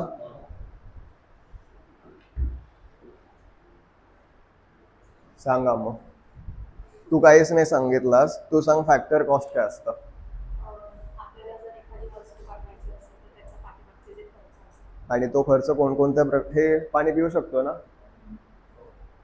तुमचं कोणाचं नाही ना? तर हां, कोणकोणत्या प्रकारचे खर्च येतात? जे सामानाचे जे जे सामान लागणार आपल्याला ती एक वस्तू बनवायला त्याचे जे खर्च आहेत. सामान लागणार, अजून लाईक इलेक्ट्रिसिटी, इलेक्ट्रिसिटी, अजून लेबर्स. ठीक आहे, ठीक आहे. तर हे 2 गोष्टी महत्त्वाच्या लक्षात ठेवायच्या, वस्तू आणि श्रम. तर लेबर्सना विसरायचं नाहीये. आपल्या डोक्यात कायम कसं असतं की एखादी गोष्ट बनवायची तर त्याच्याशी रिलेटेड वस्तूच फक्त आपण लक्षात ठेवतो, पण त्या वस्तूसोबत कोणीतरी मजूर पण असतो जो ती तयार करत असतो, त्याला पण तुम्हाला पे करायचं आहे. तर लेबर प्लस गुड्स या दोघांचं मिळून तुम्हाला फॅक्टर कॉस्ट जी आहे ती मिळणार आहे. हां, तू सांग आता. ती हसली लगेच, सरांनी मला विचारलं. तर बेसिक प्राइस, दुसरी आहे मूळ किंमत. याच्यामध्ये फॅक्टर कॉस्टमध्ये काय ॲड केलं जातं? प्रोडक्शन कॉस्ट नाही, टॅक्स. Okay, very good. तर प्रोडक्शन टॅक्स. आता प्रोडक्शन टॅक्स एकेका वस्तू मागे आपण देतो की ओव्हरऑल सगळ्या वस्तूंचा मिळून एकच देतो? सगळ्या वस्तूंचा मिळून एकच देणार आहे. सबसिडी सगळ्यांना मिळते का? जे पण एन्व्हायरमेंट किंवा लोकांशी रिलेटेड चांगल्या वस्तू आहेत त्यांना सबसिडी मिळणार. सबसिडी मिळाली तर ती ॲड करायची की वजा करायची? मायनस करायची. आणि प्रोडक्शन टॅक्स ॲड करायचं आहे. ही झाली कोणती price? Basic price. Very good. तू सांग मार्केट प्राईसमध्ये काय होता?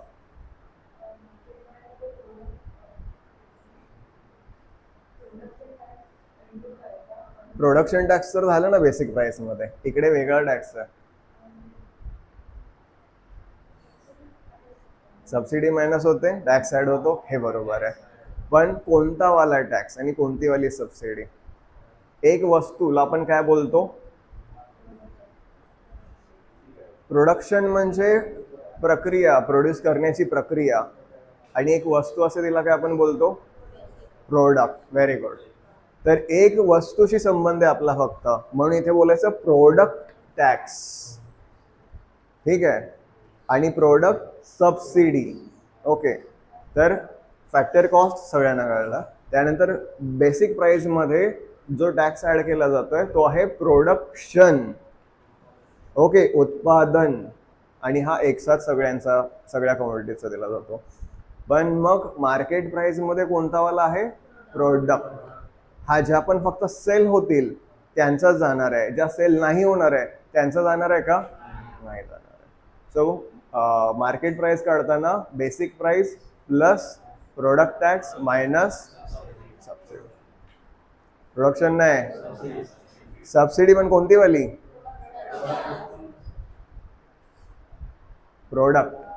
प्रोडक्शन नाही. प्रोडक्शन कशामध्ये येणार? बेसिक प्राइसमध्ये. आणि मार्केट प्राइसमध्ये काय येणार? प्रोडक्ट. लक्षात ठेवा, हा फरक लक्षात ठेवा. सो नॅशनल इन्कम मधलाच भरपूर आपण बघितलेलं आहे, अजून पण बाकी आहे.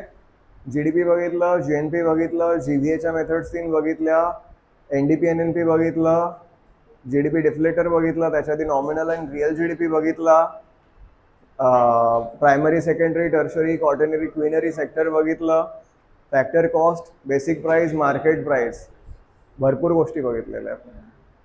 या समजल्या आहेत का? नीट समजलंय? पुढच्या वेळी आल्यानंतर मी डिरेक्टली आधी क्वेश्चन विचारेन. ओके, जसं लास्ट टाइम मी सांगितलेलं की इथे तुम्ही 100% अटेन्शन द्या. तुम्हाला घरी जाऊन जास्त डोकं लावायची गरज आहे का? नाही. इथे तुम्हाला समजलंय? घरी गेल्यानंतर आज झोपायच्या आधी फक्त पटकन याला रिवाइज करायचं आहे. मी 100% सांगतो तुम्हाला की तुम्हाला परत आठवडाभर सुद्धा बघायची गरज नाही पडणार. फक्त माझं लेक्चर व्हायच्या आधी एकदा नक्की बघून या, तेवढं पण इनफ आहे, तुम्हाला सगळं लक्षात राहील. ओके, नेक्स्ट लेक्चरमध्ये आपण पुढचा जो पार्ट आहे तो पाहूया. ओके.